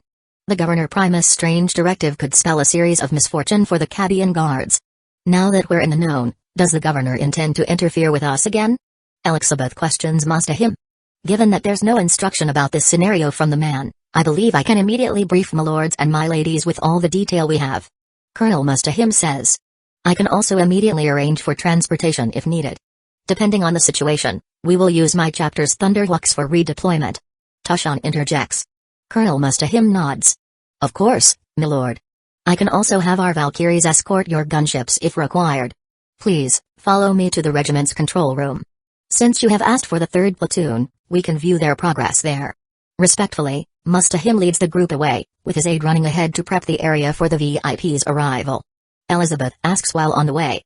Do we have a pick link with a unit? We do, my lady. We can project what they see on one of the screens. Mustahim replies dutifully. Good, we can track their situation easier that way. If there's nothing wrong, then we can rest assured. If not, we can immediately sortie. Tushan nods as their footsteps disappear into the regimental headquarters. Chapter 8, Setting Up All Right, Look Alive, People. Sergeant Johnson shouts as the guards disembark their chimeras. Back in the Kazra, Elizabeth, Savary, Tushan, and Velkana spectate the 3rd Platoon's deployment beneath a hilltop through real-time picked feeds, broadcasted by the helmet-mounted picked recorders on some members of the platoon. More than that, the Chimeras IFVs deploy a sensor skull each from a special compartment behind their main turrets. Useful for multi-aspect scouting purposes and infiltration, the sensor skulls float about the guard platoon, silently awaiting new inputs. Being a highly mobile, platoon-sized QRF patrol, the 3rd Platoon under Sergeant Johnson has 24 men and women. Other than the normal guards, the platoon hosts a special weapons squad of 6 that carries 2 grenade launchers and a missile launcher, making the whole unit fit to engage a wide variety of roles. And since Aizen is now taking on the rookie Vice under her wing, Sergeant Johnson proceeds to coin the pair as the platoon sniper team. That leaves the remaining 14 guardsmen and guardswomen under the command of Johnson, though Aizen is introduced to be the fallback girl if Johnson is indisposed. Other than that, the Chimeras are attached under Johnson's command as the patrol leader, thus giving the unit additional firepower through their multi-laser turrets and hull-mounted heavy bolters. Hearing how Johnson introduces Aizen's role in the platoon to the rookie actually causes Elizabeth to be proud. That's my girl. They then watch as Johnson starts rolling out some orders with the hill acting as the sergeant's backdrop. Smacking his lips, Johnson says, "Righto, boys and girls, up for some hill climbing?" The Cadian sergeant gestures his head behind him where a gentle slope of rocks and grass leads to a foliage-covered hilltop. "Not you, snippy girls, you get to pick that rocky outcrop over there. All chill and under the shade out there, eh?" Vice and I look to the left, where a mountainous path, formed by Cadian nature, leads up to an outcrop half hidden by ancient trees and dirt mounds. The position Johnson indicates is substantially higher than the hill with adequate cover for a two-person team to set up an overwatch there. We're currently standing on the edge of the anomalous site detected by long-range sensors so that outcrop should have good line of sight down on Johnson's advance to the target. I turn to Vice. "You packed your magniculars?" Vice nods while pulling out the Warhammer equivalent of a handheld laser designator. Since I don't have a feel for my role in the unit just yet, I fit everything I could without encumbering myself. Both Sergeant Johnson and I nod at her in appreciation, with Johnson adding, "It will take some time, but you will find your spot in the unit soon enough. Now then, sync your chrono if you have one, and double-check that you have set your microbead to the correct frequency. We don't want a repeat of last time when Aizen had to shout her lungs off because some of you forgot to switch your freq to channel 69, ha." Some members of the platoon shake their heads in amusement, while others outright laugh. Vice can only tilt her head in confusion, being too late to experience the near blue-on-blue incident when the platoon's special weapons squad nearly lobbed a grenade at friendlies in an urban conflict. I chuckle before explaining it to Vice as a precautionary tale.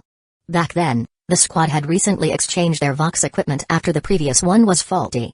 It only came to light later on that the new Vox sets operate slightly differently. Enough to cause some confusion in their operation that nearly led them to fire on Sergeant Johnson when the platoon had to change their Vox frequency due to a potential compromise. Hearing that, Vice gulps before giving her microbead a one-over just in case. I shake my head with a wry smile, letting Sergeant Johnson finish. "Oh, and Aizen, take a sensor skull with ya." I nod, as one of the servo skull floats near Vice and me. "Just like the usual then." Johnson returns the gesture before saying, "Alright people, I hope you all practice your cardio." And with that jest, we're off. Johnson leads the sizable portion of his unit on the hill while Vice and I travel to the outcrop. The Chimeras hang back with their crews popping out to be vigilant until we're done with our weekend. This style of cautious advance may not be a well-used tactic in the Warhammer 40k universe, but it's what got 3rd Platoon through many hairy situations. Despite my short tenure in the platoon, I have encountered many skirmishes under the command of Sergeant Johnson, some even before I received battle meditation as a skill. Yet, every single time, the sergeant managed to pull us through without any severe casualty. In the Warhammer universe, that's nothing short of a miracle. Still, his feats of leadership are but a footnote in the Imperium, quite unfortunately. It also doesn't help that the man is fully content with where he's at, leading us roughnecks quite happily. I am suddenly pulled out of my mulling when Vice, who is surprisingly not struggling to keep up with me, asks, "Corporal Aizen, have you been doing this a lot?" I smile while stepping over a jagged piece of rock. Ever since I left the White Shields, which is more than a year ago already, I think. Honestly, I don't really keep track of dates and times, given that we're living on Cadia. And just call me Aizen, I don't think I deserve to be called by honorifics. Sometimes, she's just too humble for her own good. Elizabeth comments, earning a nod from Tsavari while the Salamander Space Marines look at the way the 3rd Platoon conducts themselves with interest. Then Aizen, how did we get assigned as a sniper team, anyway? None of us is fitted with a rifle scope, much less a long loss. I mean, I guess we can do recon as a 2-person element? Vice asks, curious to get to know her senior and battle buddy more. Well, I am certainly qualified to mount a scope on my las rifle. I ignore it most of the time in favor of an unrestricted field of view unless the mission requirements call for it. I do carry one in secured storage in my backpack just in case. As for zeroing it on the field, I will cross that bridge when I get there, though I can do it by experience alone. I explain nonchalantly. Oh, and watch your steps over there. Follow my footsteps just in case there's a hidden pitfall. Though I don't think you will need it, is left unsaid. Vice sidesteps where she intended to set her foot down and oblige my instruction like a little duckling. This girl. Anyway. I continue after Vice nods at me in gratefulness. I seem to inherit my mother's skill in marksmanship, it's why I am so good with the rifle. Sergeant Johnson defaults to me for long-range accuracy most of the time if there is no supporting sniper team around. Other than that, I work recon and target designation for friendly units. However, with you here, I can offload some of my duties to you. It's not gonna be much, but the platoon is counting on you to do your job well so that we can all get home. I will do my very best. Vice makes a simple vow. In the Warhammer verse, that's the best you can ask from anyone, so I nod at her with a degree of seriousness. Certainty is a luxury in the Grimdark galaxy. While Elizabeth is preening at Aizen saying she has inherited her skill, Savary can only roll her eyes. Pretty sure genetics don't work that way when it comes to adoption. Tashan and Velkana opt not to comment on that sentence. As they steer clear from a husk of a dead tree, with the sensor skull straight up floating over it, Vice continues her Q&A session.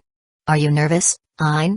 This is my first deployment as an official guard swaman, so I can't help but feel this odd feeling. Nervous? I am pretty sure in my first outings, I was nervous, even having some fear back then. I reply simply, obviously not offering much information but just enough to keep the conversation going. Fear? Yeah, I guess I can understand why. I am fearing that I may stumble somewhere and drag the unit down. Vice admits. Her demeanor does seem sincere, according to my instinct. Then remember this is my first lesson for you, Vice. I glance back at her with a small smirk. All fears stem from insufficient firepower. I gesture to the weapons on myself. My trusty las rifle, surprisingly 2 las pistols, my inseparable Yorodoshi, 3 frag grenades, and 3 smoke grenades. Not a very standard loadout, I know, but given that I was running solo before half of the time. Well, this is truly needed. I don't carry crack grenade because if I am to be the one to lob one, then the third is probably too deep in trouble for a single grenade to do anything. Vice gives me a curious look before nodding to herself. Yeah. I can probably see why you're packing so much heat now. I smile at her before gazing beyond and seeing the small semi-entrenched position Johnson has made on his hill. Chill time is over, Vice. It's best we set up on that outcrop in the next 2 minutes before Johnson has the rest of the platoon dig their own graves. I urge lightly, though we're already near the top. Vice jumps slightly before doubling her pace. Oh. Right. I'm right behind you, Aizen. The guards sure has a unique sense of humor. Velkana comments, seeing how easy it is for Aizen and Vice to familiarize themselves with one another. On another screen, Sergeant Johnson and the rest of the 3rd platoon are staking out the terrain, though they can't seem to find much of anything even with their sensor skull. To stave off the boredom, the group trades cantina tales with one another despite their eyes never leaving the horizon. Do we even qualify to comment on their taste in such fine matters, brother? Tashan asks back with a jesting smile on his scarred face. Elizabeth also adds. Even I must admit that normal space marines and sisters of battle are unfit for humor. Normal, you say? Savary raises an eyebrow at the Conquest superior. To this, the Conquest shrugs, though all the banners die when Aizen and Vice climb to the top of the outcrop. From their point of view, the pair lays their eyes on very interesting findings. Well, this changes everything. Elizabeth sighs, knowing that things just got more and more complicated. Chapter 9, Battlestar. It's a beautiful day outside. Birds are singing.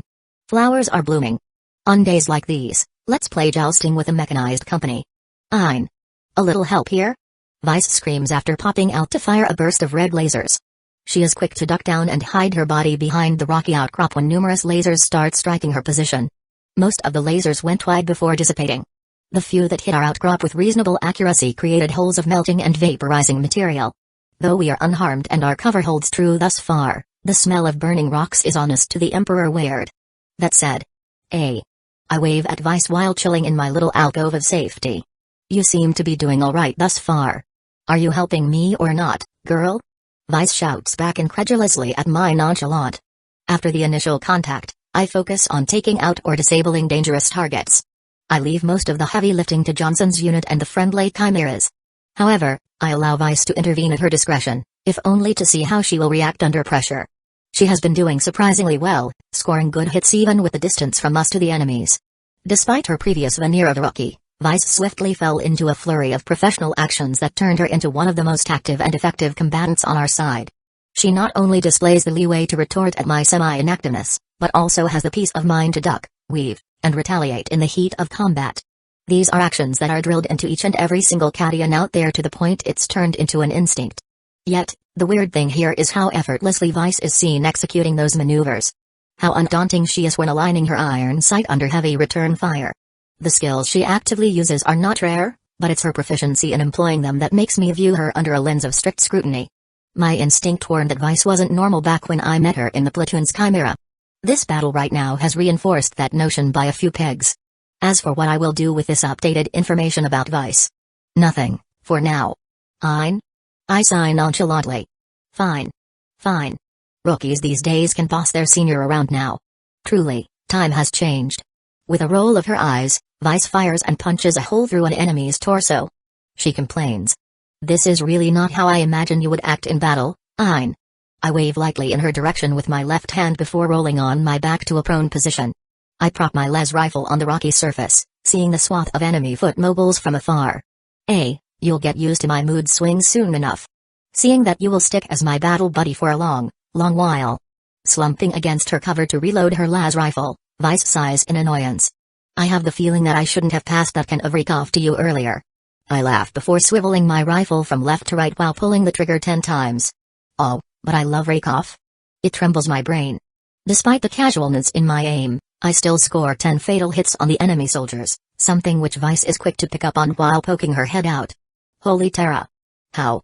Vice screams before she is forced to duck down. Her action is a timely one because a barrage of bullets soar over where her head was. Oh, come the fuck on. Can you silence that stubber permanently? Let me reload first.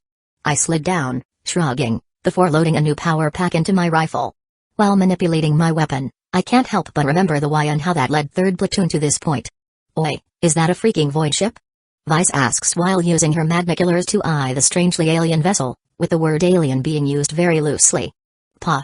Sergeant Johnson spats out his cigarette before speaking through the platoon's Vox channel. Say what? It's understandable why Johnson is surprised, for nobody expects to see a void ship in the middle of a supposedly uneventful anomalous site. Even I am caught in a bit of a stupor, though it's for another reason entirely. I think I recognize that crashed ship. An alligator-esque forend, a large engine complex that is connected to the front half of the ship through a slim spinal structure. 2 sets of arms jutting out from the spinal structure which are, in fact, flight pods for the void ship's fighter wings. Dirtied metallic gray hull with little to no embellishment, thus giving the crashed vessel a very utilitarian look when compared to the Imperium's flying cathedrals. Yeah, there's no way in hell I will misidentify that design language. I did grow up watching ship breakdowns about that void ship's particular specifications and that of her brethren in my past life. I am looking at an Emperor Forbids Battlestar. How? Why? There's legit little to no way that a Battlestar would be able to cross over into the Grimdark universe of 40K. But, apparently, here we bloody are. And by the look of it, that Battlestar is surprisingly intact despite the seemingly harsh landing that carved a kilometers-long trench behind it. Now, this could all be some Chaos-specific ruse that, as weird as it sounds, targets me due to my strange presence in the verse. However, that begs the question, why go to such length, nabbing a thing from honestly not in the realm of this reality and lobbing it down on Katia? I don't think even the blue dude in the warp would have the power, the patience, or the permit to do that. The people that stay in between the verses would no doubt have a chat with the Chaos Gods if they meddle far beyond their statures. So that Battlestar. I think it's a legit coincidence. Or that Shoggoth and the bartender are literally throwing me a bone here. Whatever, I am nowhere near smart or powerful enough to ponder about the workings of higher beings. What I do know is that the Battlestar is a literal Emperor-sent opportunity. It presents a treasure trove, or a Pandora's box to be more accurate, that can upend everything we know of about the Warhammer universe, either to collapse it altogether or to build it anew. On further inspection of the crashed void ship, I surmise that the vessel is Mercury-class Battlestar. Hailed from a different part of the omniverse that centered around love, deaths, and robots, the Mercury-class Battlestar is, quite frankly, weak. It may be the most powerful human-made vessel where it came from, but it's lacking in shielding, firepower, and size when compared with other void ships in the 40K universe. A frigate from over here can just sneeze the Mercury-class Battlestar out of existence. Yet, the Battlestar does offer one specific tactical and strategic advantage that Warhammer void ships don't have. FTL drives. Unlike Warhammer's method of FTL travel, which uses the chaotic warp as a medium, Mercury's FTL travel is perhaps the safest way to get around anywhere fast in this galaxy. The Mercury carries multiple FTL drives which are aptly nicknamed blink drives. The existence of these blink drives allows the large Mercury-class battlestar to instantaneously teleport from one point in space to another using a dimensional transport effect. Better yet, the drives offer instantaneous travel without interacting with the warp. Requiring only precise calculations, strong enough power sources, and durable hulls, the blink drives will revolutionize the Imperium if it can be reverse engineer. Which, when thinking deeper, the Imperium can quite easily do so. The only possible issue is whether or not I can sick the Adeptus Mechanicus at the thing without the Inquisition stepping in. However, can you describe what you're seeing, Corporal? From my point of view, I can only see the very upper superstructure of that supposed void ship. Johnson comments. Well, I reply. You're nowhere high enough to see everything past the forest. But yeah, I am seeing a crashed void ship that fits none of the faction's design languages. That said, if I am to take a wild guess, it looks distinctively human, minus all the golden and cathedral superstructure. The void ship is also quite small compared to most of our mainstay void ships. It only fits out at nearly 2 kilometers in length, I think. I can't comment about its height as I think there are parts of the ship that are sunken into the ground. Distance from us to there should be around 2 kilometers, give or take. 2.3 kilometers and some changes. Vice helpfully adds. What she said. I finish. From here to there, we will have to pass either directly through the wood or follow a small, unused trail that leads to the crash site. Johnson smacks his lips. How the hell did our sensors miss something this big landing on Katia? It could be because of the Eye of Terror. Vice ponders. Or equipment failures. One member of our platoon chimes in through Vox. Or utter incompetency. I add. Regardless, we have to call it in. If it's a true human void ship, then we're to render aid, I guess. Sergeant Johnson sighs. And if it's hostile or whatever else that's not dead or diplomatic, we will need a purge team. This is seriously above the pay grade of this small QRF. Corporal, make sure the sensor skull records and transmits everything back to HQ. We will Vox command that won't be necessary, Sergeant. Another voice, an authoritative one, interjects into our conversation. This is Colonel Mustahim speaking. We have been tracking your progress and will continue to monitor the situation through your picked feeds and servo skull. Your current order is to dig in, survey, and wait for reinforcements to arrive by air. Both Vice and I share a look at the word reinforcements. Johnson understandably says. Understood, Colonel, but reinforcements? I thought everyone had their hands full. Rejoice, 3rd Platoon, for the lords and ladies of Space Marines and Sisters of Battle are heading your way. Colonel Mustahim replies, earning murmurs from members of our unit. While I am surprised by the mention of Space Marines, I am hopeful about the incoming Battle Sisters that I may see some friendly faces. Well, I'll be damned. To what do we own the honor? Johnson mutters before shaking his head. This time, he addresses the platoon. All right people, let's make sure we're presentable before any more surprises crop up. Let's get the chimeras up here as our objective has changed. While Johnson is juggling communicating with the colonel and supervising his detachment at the same time, I quickly notice strange movements ahead. Tapping Vice's shoulder, I point her to the 2 o'clock position. Understanding my meaning, Vice silently brings her magniculars up and scans the terrain. What she is looking at is a mixture of hilly terrains and beaten paths. The scenery there is sparsely covered by foliage and low-hanging trees, unlike the dense forest in front of us. There aren't supposed to be any additional forces in this formerly anomalous site, so why are there 4 additional chimeras ascending the hill more than a kilometer away from us? That is odd. Vice comments. I directly interject into the Vox communication between Johnson and Colonel Mustahim. Are you all seeing this? I make a signal for the sensor skull to scan the approaching unknowns. The reinforcements are supposed to arrive by air, right? Colonel Mustahim directly replies. Thunderhawks and Valkyries.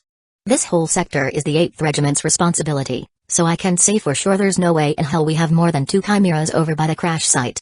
Whoever the additional chimeras belong to, we have no idea, so act cautiously. I will see if we can analyze which unit those 4 IFVs belong to over here. Johnson comments. From a cursory glance, they seem to be draped in Cadian livery, though the grainy picked feed makes it hard for me to know their full affiliation. Vice asks. Could they be from another Khazra that came to check out the situation? I shake my head. This is deep in the 8th's purview. Our border units would have noted the chimeras down if they passed by legally. More than that, the chimeras came from the direction with no Khazra that is close to this site. If they are really a Cadian unit, they wouldn't and couldn't have come here unannounced. And if they are not? Vice tilts her head while tracking the lead chimera with a heavy stubber on a pindle mount. Colonel Mustahim answers in a grim tone. Traitors. Johnson sighs. Better be safe than sorry. Everyone prepared for combat. Donovan, Prepare the launcher. Xana, back him up. Chimeras, I want you two to be ready for anti-armor combat. And somebody gets on that stubber. I nod at Vice. Vice, be ready for engagement. Due to the presence of possible hostile armor, we will need to spread out for a bit. Also, if things really go hot, the task of suppressing the enemy position will fall onto you while I will handle high-value targets. Are we clear? Crystal. Vice nods before pulling out her liquid container. She then proceeds to drink from it, possibly as a pre-combat rite, before passing it to me. It's Rikoff. You want some, Ein? I shrug before accepting the offer, taking a good gulp from the energetic goodness before passing it back to her. Good stuff, thanks. Oh, and I do apologize if I act a bit different in the thick of things after this. Raising an eyebrow after accepting back the canteen, Vice asks. What do you mean? I smile, my lips quirking up a bit more than usual. You'll see. Chapter 10, yeah, this is 40k, alright. Believe it or not, there are proper protocols to follow when encountering an unknown element. In this case, when seeing the incoming chimeras with dark green livery, one is expected to ask questions first and shoot later.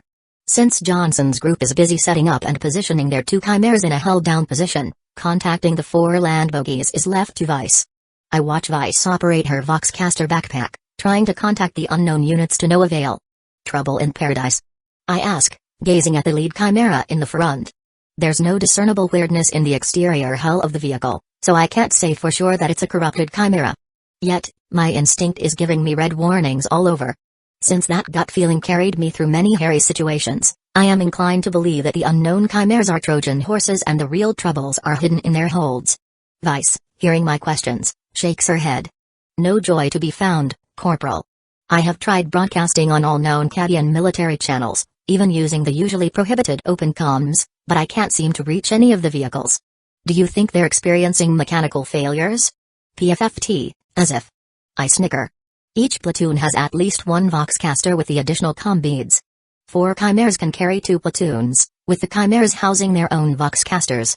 Tentatively, there should be at least 6 sets of Voxcasters in the unknown's formation and the appropriate amount of comm beads. Yet, for 24 of their Vox transmitters to fail at the same time is literally nigh impossible when ours are perfectly fine. Sergeant Johnson, sticking his head out of a recently constructed fighting position, says while looking up at us. Ein got a point. This situation is getting a bit too stinky for my taste. New order, you two are to provide overwatch while we try our own method of getting them to stop. I have an inkling of what the sergeant is about to do, yet I still ask to confirm. Which is?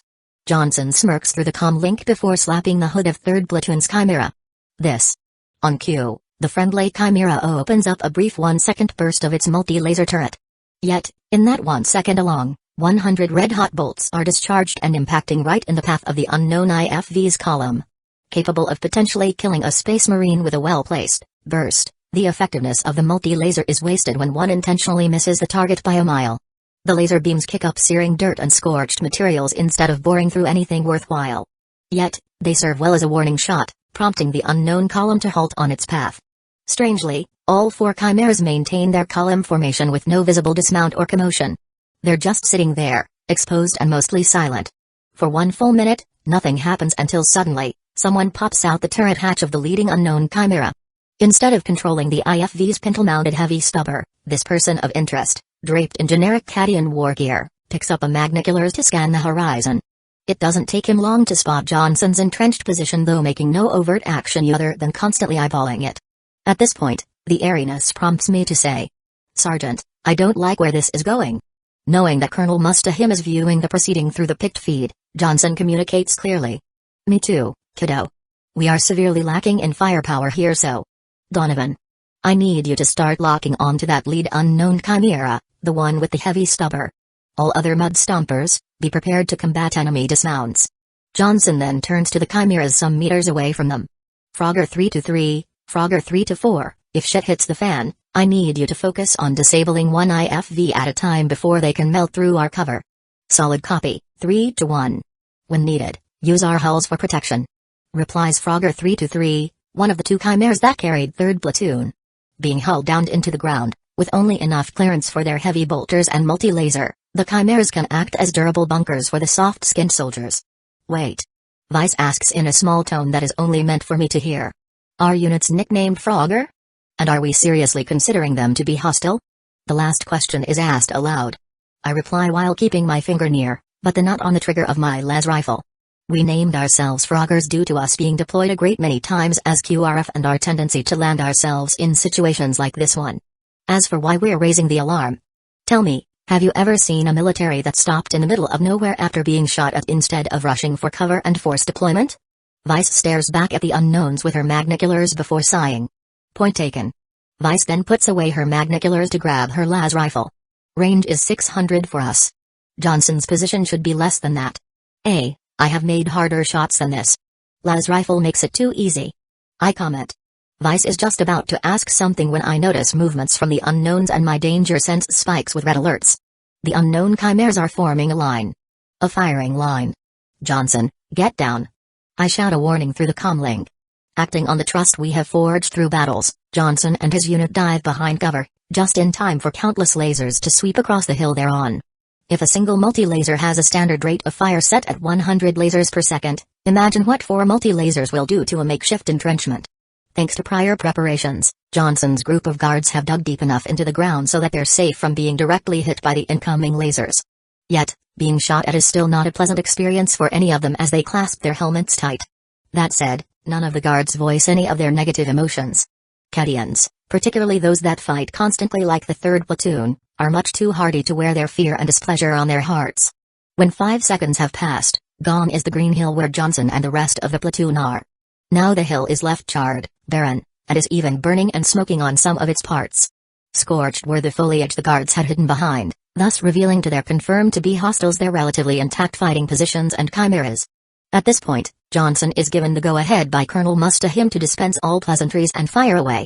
Poking his head out to survey the situation, Johnson turns to Donovan, their anti-tank specialist, and nods.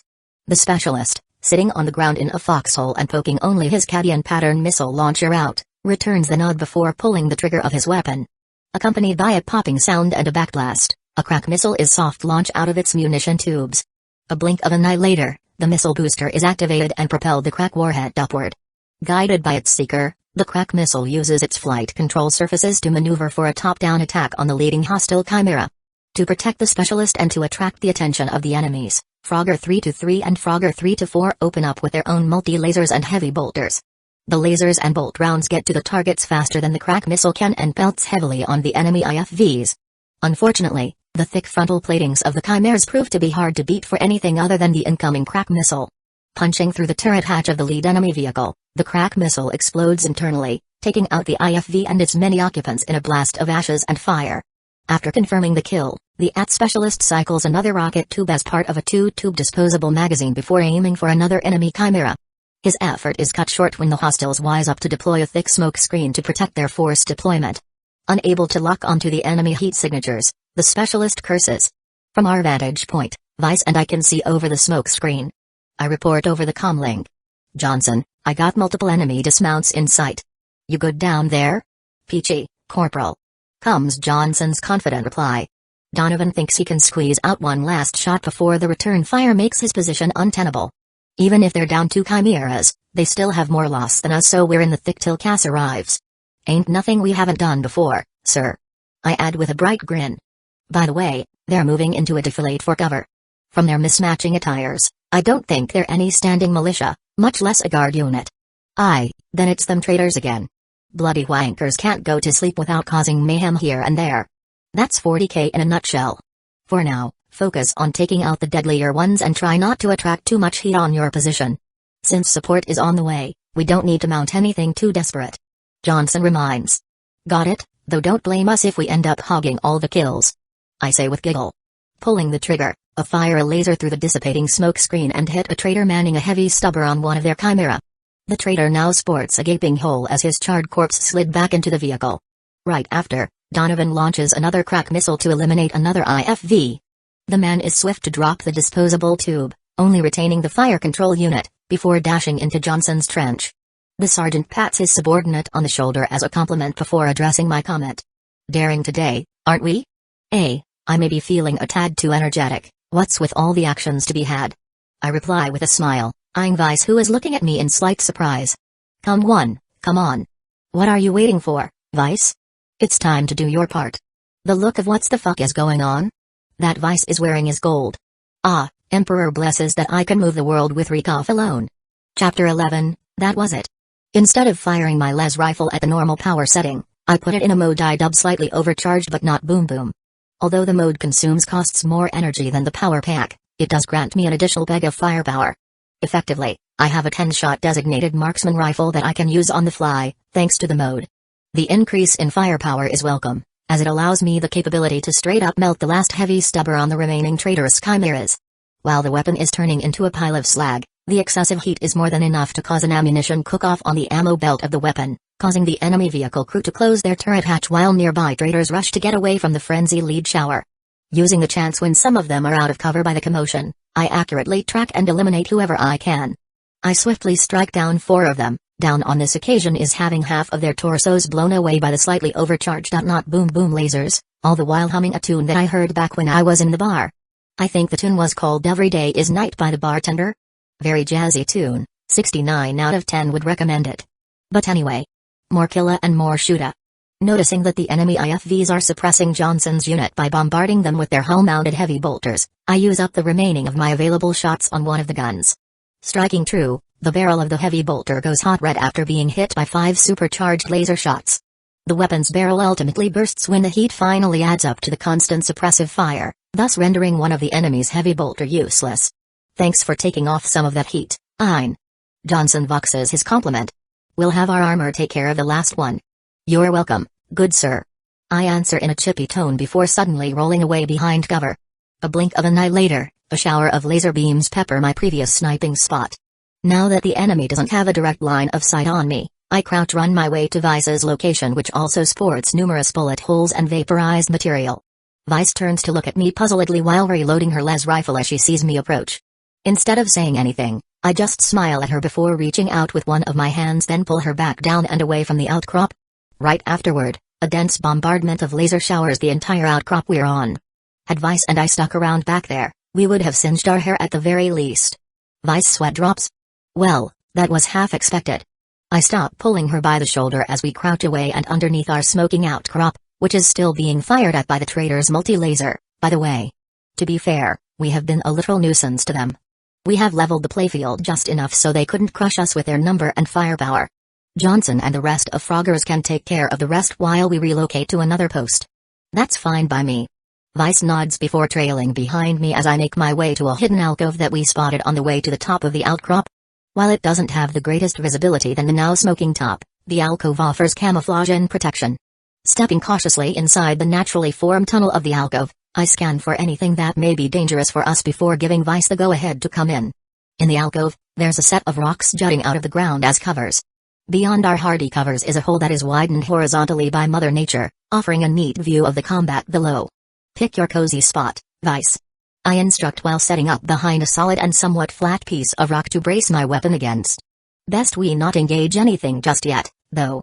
I don't count on this hole in the wall to stand a concentrated bombardment. Yeah, I'm not fancying being buried alive also. Vice nods. Still, can we just sit here and do nothing? She asks while gazing at the sensor skull that has been following us silently and dutifully. We need to scan the horizon for possible enemy reinforcement though? I reply while looking down at the sight of my las rifle. Besides, Johnson has it in the bag. Look. I turn my head to look at Vice with a light smile before gesturing my head to the sergeant's position. Vice brings out her magna killers to gaze below. There, Johnson and the rest of Froggers are still in a shootout with the traitors. After minutes of exchanging fire, things kinda developed into a stalemate of sorts, with the traitors buying time rather than actually trying to eliminate the third platoon. Johnson, however, is not one to let things run their course. The man is very willing to make our unit's impact known whenever possible. Now that there's a clear battle line, Johnson waves at the 2 grenadiers in our special weapons squad to set up for an indirect fire scenario. The 2 grenadiers comply, kneeling on one knee inside their fighting position while angling their heavy weapons upward. With repeating thumping noises, high explosive grenades are lobbed in ballistic carts, raining all over the groups of traitorous guards. Blood and limbs fly everywhere as the grenades land on the traitors' feet. Some of the gore even comes splattering on the enemy chimeras' hulls. Near instantly, the enemy's fire density is noticeably reduced as survivors are trying to make sense of the situation. Using this chance, Specialist Donovan peeks over his trench with his missile launcher reloaded with another fresh 2-missile magazine. Locking onto the traitorous chimera that still has its heavy bolter, Donovan shouts. Clear back blast. Donovan's assistant gunner gives a thumbs up. Back blast clear. After getting a good tone, Donovan warns. Missile. Missile. He then pulls the trigger, sending the crack missile out of its launch tube and sailing through the air when its engine is activated. Moments later, the enemy IFV explodes by the crack warhead slamming through its top.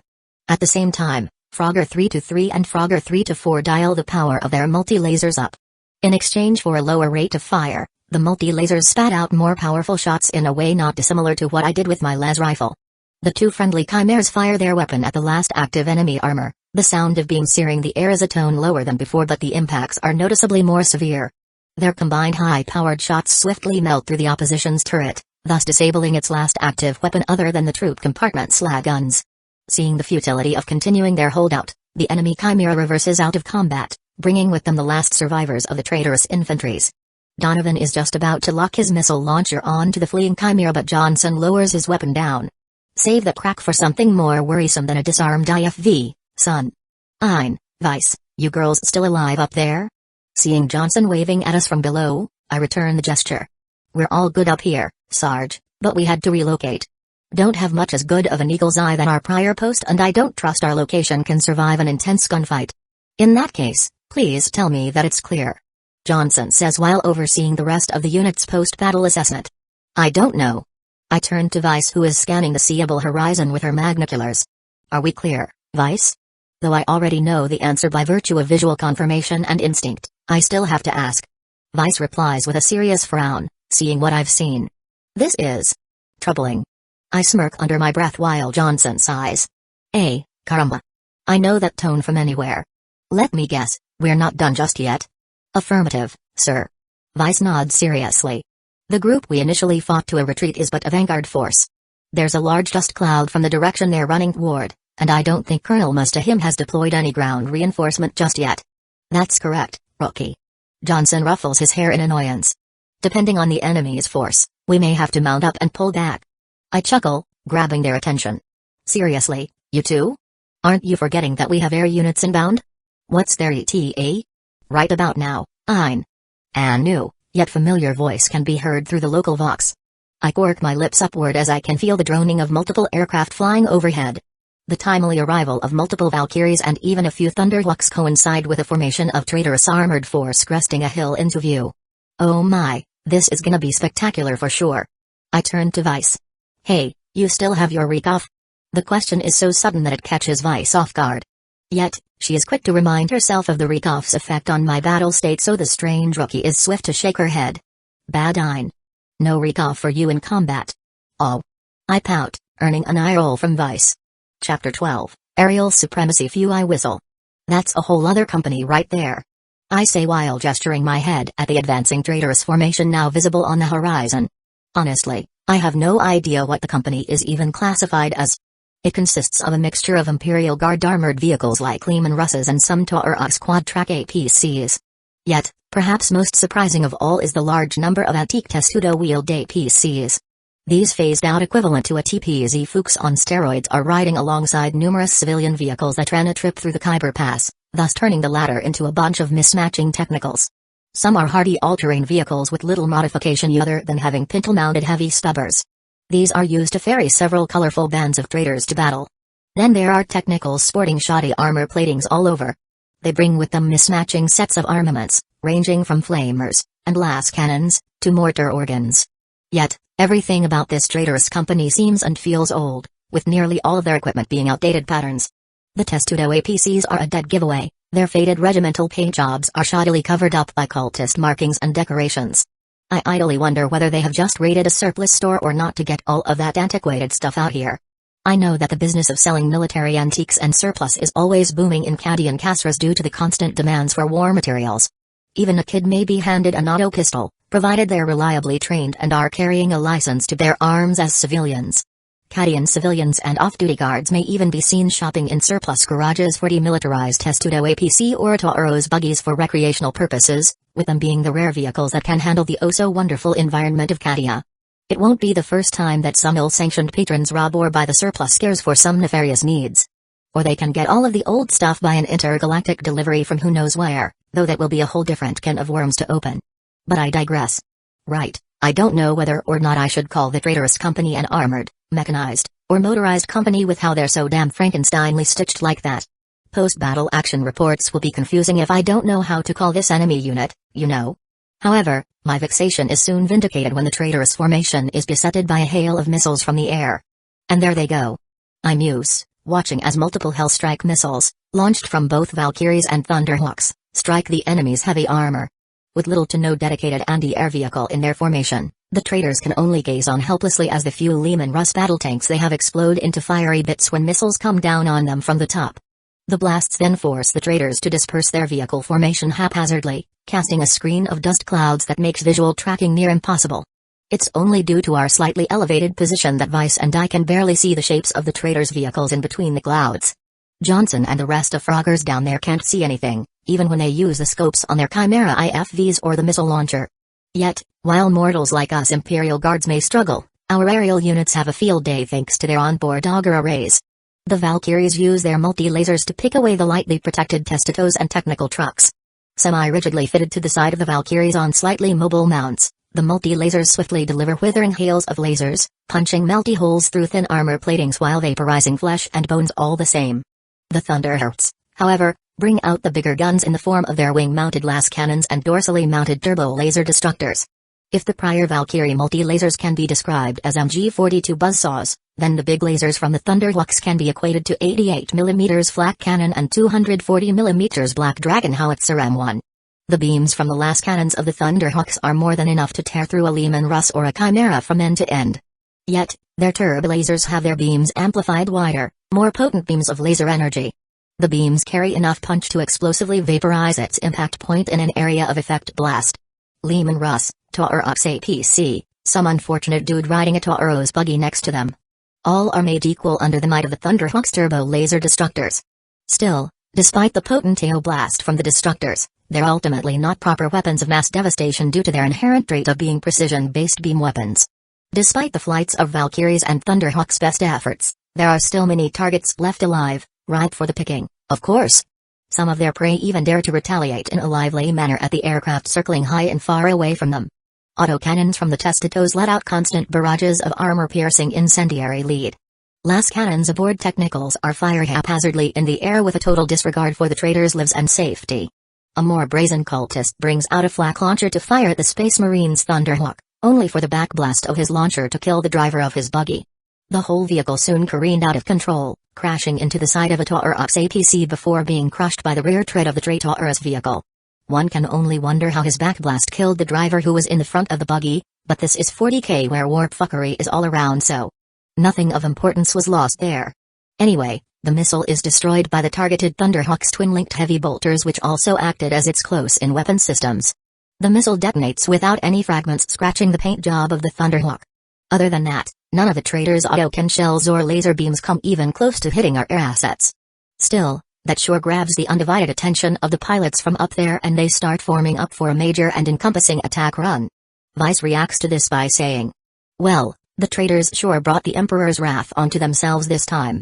Nobody provokes aerial superiority with impunity." I pat Vice's shoulder with a smile as we laze behind our cover while enjoying the show. Take it as a genuine advice from me. As expected, the Valkyries and Thunderhawks open up the last missile salvo in this combat sortie. Only this time, they use Hellfury missiles instead of Hellstrike. If Hellstrikes are powerful anti-tank missiles, then Hellfuries is one of the top picks to deal with swaths of lightly armored units. Each Hellfury warhead is packed with dozens of incendiary submunitions designed to be released in an airburst across a wide area. In other words, a singular Hellfury is comparable to that of a 21st century TOS 1 Buratino thermobaric rocket salvos, with one missile having a zone of ensured destruction of 200 by 400 meters. Now imagine having 6 such missiles being lobbed at a pack of enemy vehicles. Yeah, that's one hell of a sight, and the combined blast even disperses away all of the dust clouds kicked up by the traitors' war band. Heck, we can feel the stinging heat all the way in our alcove. Dispersed as the traitors and cultists might have been, there's no way they could escape the 6 Hellfuries that were strategically launched to ensure the utter annihilation of everything. Well, nearly everything, as there are still some bulky and reliably constructed Tauros that pushed out of the danger zone. Yet, even if they are battered, are a mere gust away from burning up themselves. No mercy for the treacherous humans. Las cannons tear holes through the blackened sky and eliminate the survivors. Holy Terra. Vice has a trickle of sweat running down her forehead. I know, right? I smile, gazing at the beauty in destruction, something that is intrinsic to the workings of this universe. When they're on our side, aerial supremacy is like a free get-out-of-jail ticket. And if they're not? Vice asks while looking away from the smoking battlefield, only to gaze at a pair of Valkyries marauding for survivors. You better dig a 5-foot hole and pray to the Holy Emperor, Vice. I chuckle as I watch a green thunderhawk landing beneath Sergeant Johnson's hill. The salamanders, huh? I muse. My lips work upward when I see well-respected salamander space marines disembarking alongside Sisters of the Order of Our Martyred Lady. Holy Emperor on the throne. I raise an eyebrow, muttering. Is that a chapter master and a librarian? What are their names again? Tana and Velkanen? And is that Mama and Savara right next to them? I mean, I kind of expect them to come, but Space Marines and their leaders, seriously? I am relieved and happy when Mama suddenly looks up to Vice and me, waving for us to come down. Yet, I can't help but be worried and giddy that I will have to literally look up to the Emperor's finest. I still consider myself a mortal after all, and I don't wish to inconvenience my Mama for any potential faux pas I may commit. The salamanders may be merciful and patient, but I don't want to rely on meta-knowledge that may as well be undependable thus far. I sigh and bite down the inkling of wariness before looking at Vice. Well, Rookie, ready to meet your angels? Vice seems to gulp before replying. Any advice, Ein? 1. I reply before turning around to head out of the alcove. After I wave back at Mama, of course. Treat them as you would to a religious or a military superior. It should help you navigate some potential landmines. Joy. I can feel Vice rolling her eyes behind me as she follows me out of our hiding spot. Chapter 13, JTF is new? My lords and my ladies. I greet the Space Marines and Sisters of Battle, who are being briefed by Sergeant Johnson, with an Aquila sign. Corporal Line and Private Vice reporting for duty. Next to me, Vice makes the same symbol with her hands. I then turn to Johnson, snapping a salute. Sergeant. The three parties nod at Vice and me, with some of the Space Marines and Sisters of Battle removing their helmets. Mama, who is one of them and represents the Order of Our Martyred Lady, introduces the Space Marines to us. Corporal Line and Private Vice, these are the respected Space Marines of the Salamander chapter. Today, we are fortunate enough to be accompanied and aided by their chapter master Tashan, and Chief Librarian Velkana. It's thanks to their Thunderhawks that we could swiftly deploy such a big force. So not Tana and Velkanen. Noted. True to Mama's words, Salamander Thunderhawk transporters are dropping multiple pairs of Rhino APCs. While most of the Rhinos bear the Salamander livery, some adorn the colors of the Order of Our Martyred Lady. Seeing how I am gazing at the deployment of such a large mechanized force in slight surprise, Mama chuckles. The Adeptus Mechanicus expresses a vested interest in the unidentified void ship. Under the authority of Archmagos Dominus Felizarius Call, a joint task force was created to explore the crashed vessel. The Joint Task Force, or JTF for short, now consists of elements from the Adeptus Mechanicus, the Salamander chapter of Space Marines, the Order of Our Martyred Lady, the Imperial Navy, and the Cadian 8th Regiment of which your 3rd Platoon is a part of. Since a member unit of the JTF is under duress, a QRF is sent to aid the QRF, as weird as it may sound. These.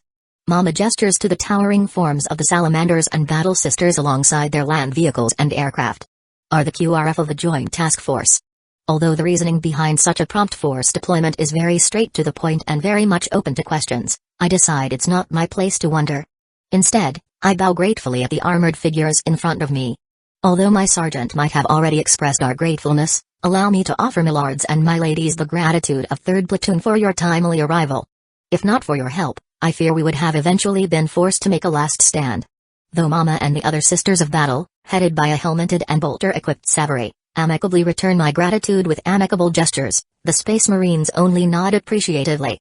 On his part, Johnson only smiles while crossing his arms, contending to silently watch what will happen next or until the conversation requires his input. With mild surprise, I notice that Vice mirrors my action once more, even if it isn't truly required of her at the moment. Still, I note how the rookie doesn't seem at all fazed by the presence of the Space Marines despite her prior show of unease. She plays the part of a respectful guardswoman a tad too well, too natural, that makes it seem impossible for her to be a mere private, and this is her first time seeing the Emperor's angels. More food for thought, to be sure, but I digress. When I look up and see the source of the approaching hulking steps, I lay my eyes upon a Space Marine that dwarfs even the rest of his peers. I identify the towering personage as the chapter master of the Salamanders, owing to the impressive armor, iron halo, and weapons he bears. He wears a suit of ancient artificer armor. 2 pauldrons sit upon his hulking shoulders, wrought into the image of the snarling fire lizards of Nocturne from which the Salamander's chapter takes its name. A cloak of salamander hide, a more venerable and honor-strewn version of that worn by the Salamander's first company warriors known as the Fire Drakes, is draped across the chapter master's broad back. Attached to his left hip is the decorated and ancient Prometheus flamer while he is carrying the Stromberg thunder hammer with his right hand. The chapter master is the first to remove his protective helmet, an action to be followed by his chief librarian and a few other salamanders. Well met, young Ein. Honor markings cover Tushan's noble countenance, a physical legacy of his deeds writ into his ebon flesh. His glowing red eyes carry within them the weight of the world, making them gleam mysteriously with each small movement. Yet, despite wearing a face that can scare a child into blissful sleep, the chapter master displays the face of a gentle giant. You and your comrades have honored your regiment and cadet today for being professional and decisive in the line of duty. Much like Tushan, Chief Librarian Velkina, and the other Space Marines display sincere respect as defenders of the Imperium to one another. I respectfully reply. You honored us with your words, milord. We did only what any good Imperial Guards would do and to the best of our ability. Then the Imperium is blessed to have you all under her wings. Tushan gives one last nod before his towering presence gazes around the formation of JTF elements. Alas, time waits for no one. The circumstances with the traitors have made it so that we must make haste to the crash site. There must be secrets within the void ship for the traitors to make themselves known in such a large number. Velkina also interjects while gazing at the scenes of reinforcing Kadionate guards, using flamers to burn the battlefield carcasses. There's also the question of where the traitors came from. Savary adds. And whether or not the traitors will be appearing still. Regardless, the bolters of the sisters thirst for the traitors' demise. No one is to harm our fellows with impunity. Velkina nods in agreement. A sentiment that we all share. Still, caution and proper preparation are required. Mama raises her hand to calm down the hotheads. Until the tech priests from the Dominus arrive, we will plan our approach to the void ship and for when we get inside it. Sergeant Johnson, a resupply Valkyrie is on the way. Outfit your platoon to fit the task at hand. You will be accompanying us in exploring the internals of that void ship. I figure 3rd Platoon is aching to understand what's going on. Johnson salutes. Yes, ma'am. I will make sure the unit packs a flamer or 2. Mama nods at that while Tushan adds. I will have the Thunderhawks patrol the airspace above the crash site. They will give us the cover we need and prevent further enemy infiltration into the area. Air cover is always welcome in scenarios like this. Mama comments. Suddenly, I raise a hand to suggest. If I may, is it possible to have the Thunderhawks or Valkyries deploy sensor skulls on the void ship? We can use the skulls to scan for entrances and maybe explore the internals before our entry. Tushan directly replies. I will have our Thunderhawks notified. We should have preliminary recon data on the ship when we arrive. Savary gives me a thumbs up. Good idea, Ein. We would have missed the sensor skulls due to us all having powered armor and firepower. Mama doesn't say anything but does give me a proud nod and a wink. Hey, she also had the same idea in mind but stayed silent to see whether or not I would make my presence known. Moving on, more suggestions and information are traded between everyone. This happens while more and more units are airlifted into the operation zone. Tech priests disembarking from shuttles, guardsmen and guardswomen hopping off Valkyries, with additional Kadionate chimeras and Tauroxes arriving from elsewhere. The whole scene puts a strong emphasis on the words Joint Task Force, which is weird because I don't think the 40K universe ever displays this concept. Regardless, the time soon comes for us all to set out to the crash site, rearmed, refueled, and reinforced. If there are more traitors around, the JTF can beat back everything they can reasonably bring to bear without triggering another Black Crusade. Still, why is Vice and I being sandwiched by Mama and Savary in one of the Renaults, with the Salamander chapter master and chief librarian looking at us in barely hidden amusement? What the hell did I miss and why are Vice and I not riding in a chimera instead? Sharing a look of puzzlement with Vice, I wonder. Did we just get Link? Chapter 14, Battlestar Pegasus. Barring the fact Mama and Savary were sandwiching Vice and me and were looking at us meaningfully in the Rhino, the ride to the crashed Battlestar was mostly uneventful. The trip was a short one, owing to the speed of the Rhinos and Chimeras. When we got to the void ship, the sensor skulls deployed by the Thunderhawks weren't done with their initial scan. As such, instead of standing around and doing next to nothing, the Joint Task Force started setting up a base of operations, bringing in even more material to secure and fortify the crash site. Since the previously hidden traitors revealed themselves to the Battlestar, it would be prudent to bolster our defense and deny our nemesis of the prize. That train of thought then leads us to this point, moments after the censor skulls deem that the Battlestar is not an environmental threat to a boarding party. How should we proceed with this, Mama? I call out to my adopted mother, who is surveying the tech priests, who are cutting a hole for entry. You ever commit a boarding action before, Ein? Mama asks, turning to look at me with a small smile. I shake my head, answering. Can't say I did, Mama. The closest thing we did to a boarding action was raiding the trader's hideout in an underground maze. There was little to no lighting back then and the air quality was bad enough that we had to wear our masks constantly. Our enemy back then knew the terrains and set up ambushes everywhere. Had we made the wrong decision to split up our unit, we would be picked off, one by one. Mama pats me on the shoulder with her armored hand, making me look up at her. Then this will be much of the same for you. Your 3rd platoon will accompany us for the initial breach to clear out the insertion point. Afterward, a unit of tech priests will come aboard to analyze our path deeper into the ship. The censor skulls managed to slip in between some of the smaller cracks in the void ship's armor platings, but they couldn't give us a proper view of the internal areas. We know that the vessel has sealed bulkheads, but for the most part, we will be heading in blind. She winks at me.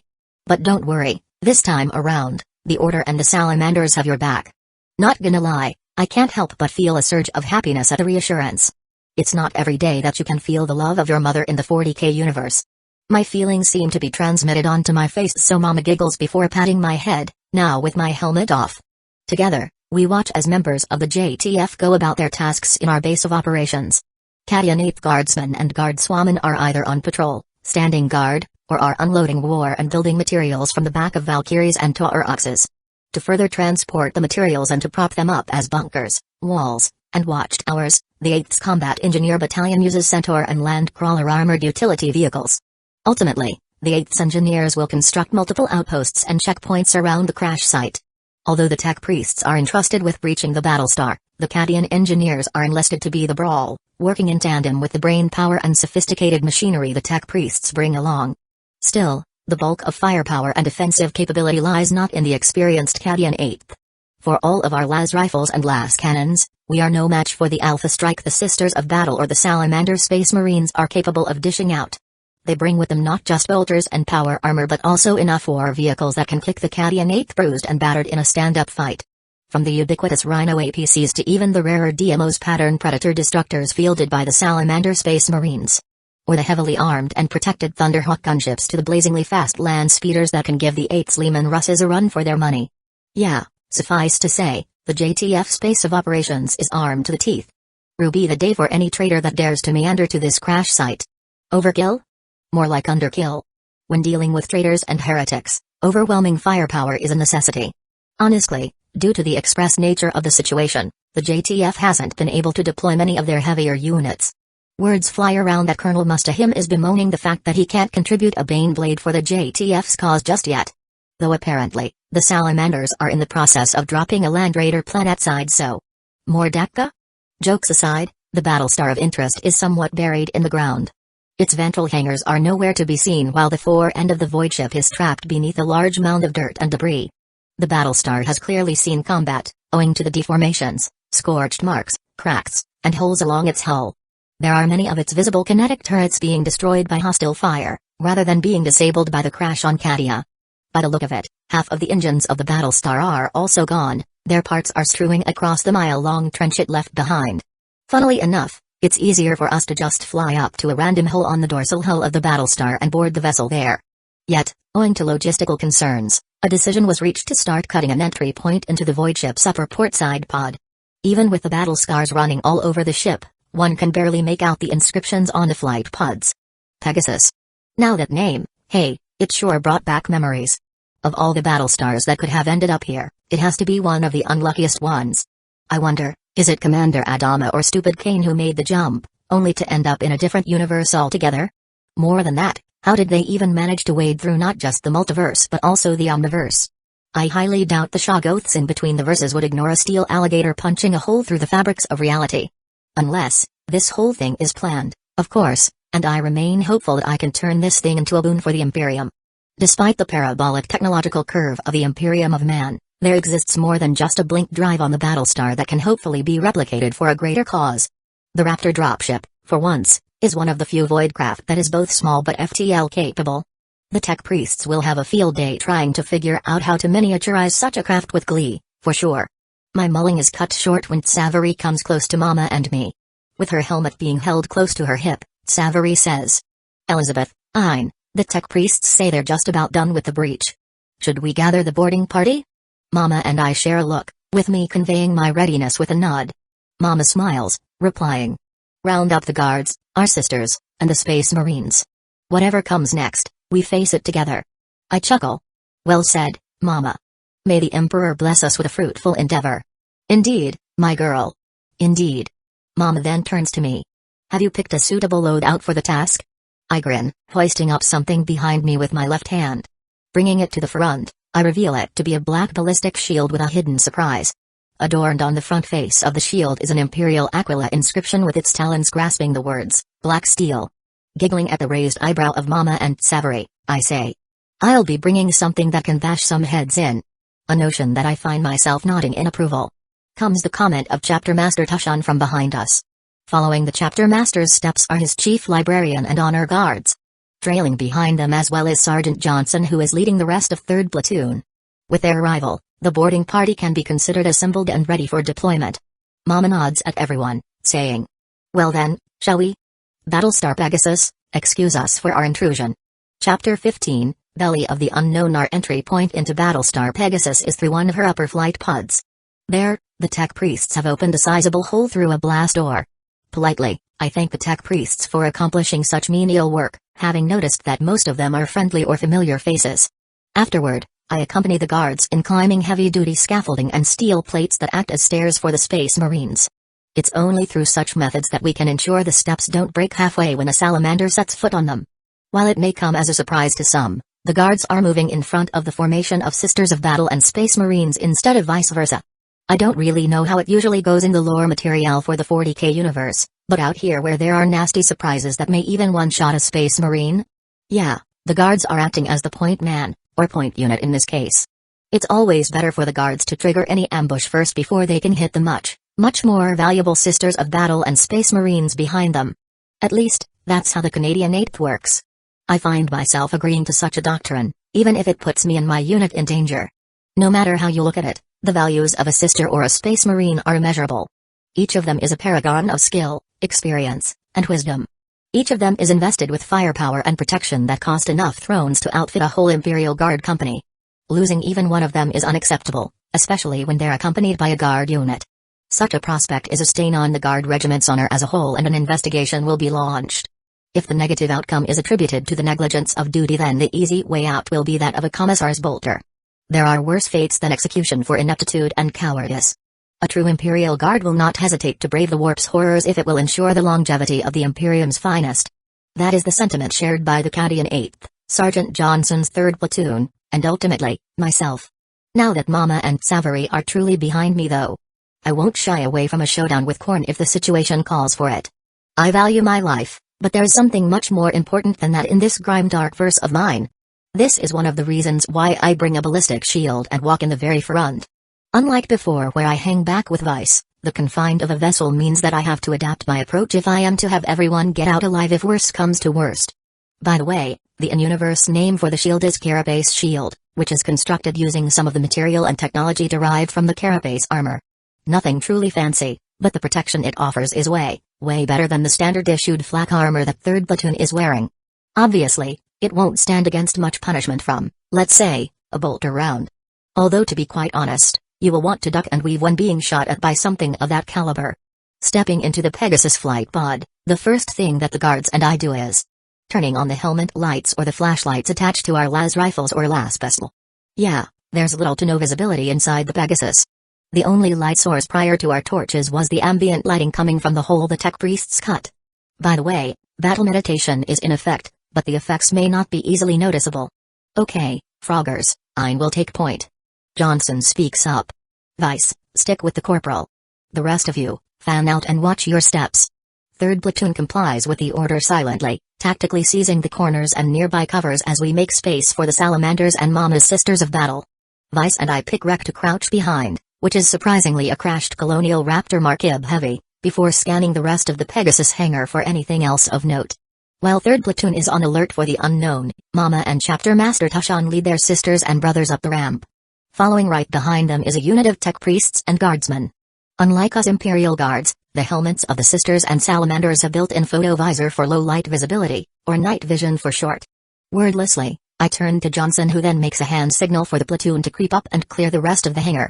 Standing up and hoisting my carapace shield on my left hand, my right is holding a las pistol with a laser combo. I lead the rest of 3rd Platoon forward with Vice right behind me. Advancing in a slightly uneven line formation, owing to the mini clutter and voidcraft in unknown service condition, 3rd Platoon checks every dark corner or crevice for potential danger. Sensor skulls are also employed to detect and mark potential hazards like unexploded ordnances or hidden traps. While we don't see any of the latter, what we soon discover a mere 10 steps forward is bodies. Numerous bodies. What the heck happened to these poor sods? A member of the 3rd asks, who is also our platoon's medic. They seem to either perish while fighting something or are clutching their chests as if they're without oxygen. Other than that, I think they're pretty much human, judging by their anatomy. Faulty life support? Johnson shrugs, stepping over the husk that used to be a human crew member. Won't be the first time we see something like this. And I think we established that they're humans with how they're using low gothic on the exterior hull. I hold my tongue, not willing to comment just yet. Vice is also much of the same, holding her les rifle up with a keen wariness. Once again, an action that is not very rookie-like of her. Still, no malice, no issue, yet. Chief Librarian Velkina, who is walking right next to Tushan, comments audibly through his helmet. While it may be muffled by the volume of this void ship, I come to sense no life, at least in our near vicinity. A dead Hulk, you say? Tushan raises an eyebrow beneath his helmet as he stops to scan the obviously forgotten battlefield. It would seem so, for now. Velkina nods. Still, caution must be upheld. Whoever or whatever slayed the crew of this Pegasus could very well be here, hidden out of sight. Mama adds before turning to Tsavary. Palatine, take a fire team and escort 3rd Platoon. They may very well be the first to be hit by a potential ambush. Understood, Kanona's superior. Tsavary nods seriously before stepping ahead of Mama and the Salamanders, leading a team of 4 other Sisters of Battle. Very soon, I can feel Tsavary and the Sisters' presence spreading behind Vice and me. I slightly quirk my lips upward, yet not commenting on their actions. Instead, I keep walking ahead slowly. Noting down any object of interest, I soon come across another blast door, one that separates the upper hangar from the rest of the Battlestar.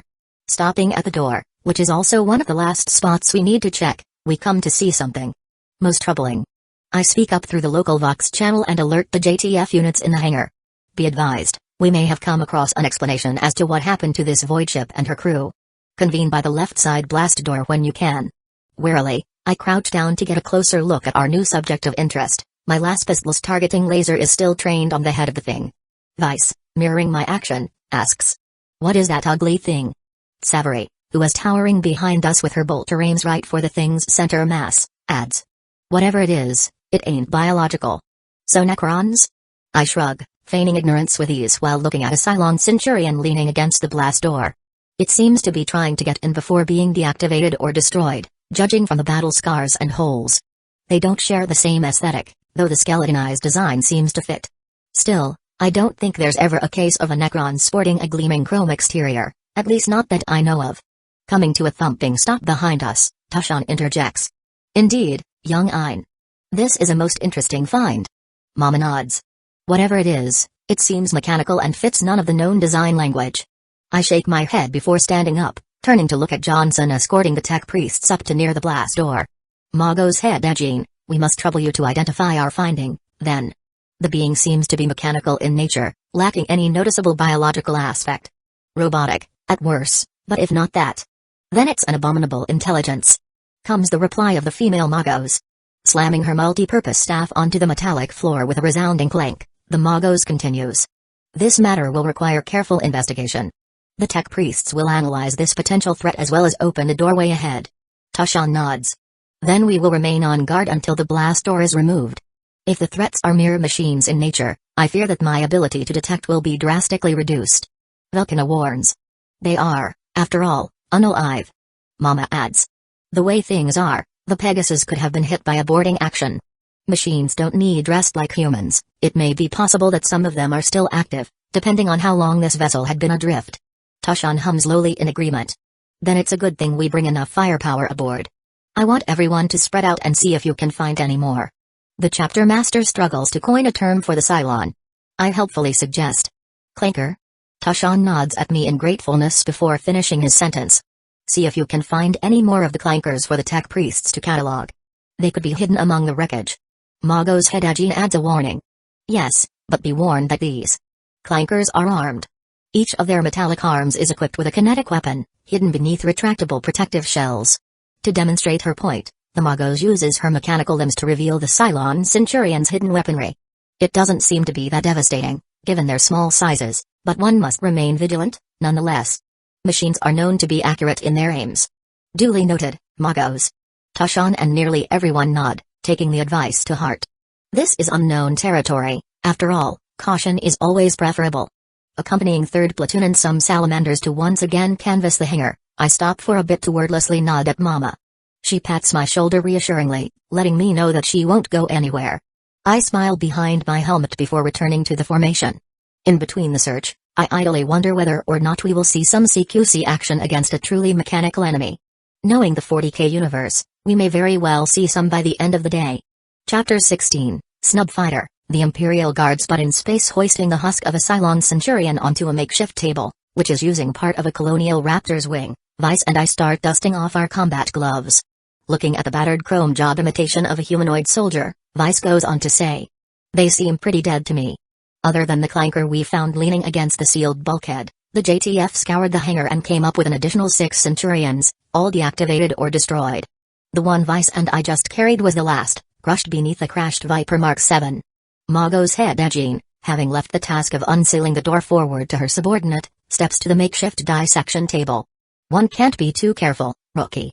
The Magos unfurls her mechanical hands, fitted with disassembling tools and scanners, and removes bits and pieces from the displayed clankers. The clankers, as so aptly named by the corporal, may seem deactivated, destroyed even, but their bodies can still contain traps. What if they are to receive a signal, thus activating a self-destruct sequence? The result can be catastrophic, given the right circumstances. Fortunately, none of the clankers, at least these specific variants, seem to contain any explosive mechanism. Their power systems are also destroyed or dry of any power. We should be safe in this hangar. Vice and I both nod at the Magos, watching as she finishes cutting apart the clankers into many, many pieces. Before that, Vice asks me in a small tone. Will I be stuck with a rookie designation for good? To that, I giggle, shaking my head. Give it around 5 missions and it should go away on its own, Vice. Since the hangar is pretty much secured until further notice, 3rd Platoon can roam around while other units file in to pick up the sentry and logistic tasks. This leads to Vice and I accompanying Mago's head Ajin on her round to oversee the other tech priests in their quest to analyze the technologies in the hangar bay. Mama and the Sisters of Battle are busied with setting up a command post in the hangar. The Salamander chapter is there as well, to help go over what we've learned about the Battlestar Pegasus. I don't see much use for myself if I linger around there, so I take the chance with Vice to help the Magos instead. The fact that I can interact with technologies from the Battlestar Galactica universe is a nice bonus. Now that the clankers in the hangar are perfectly disarmed, Mago's head Ajin nods at us, gesturing for Vice and me to follow her to the next matter that requires a Mago's attention.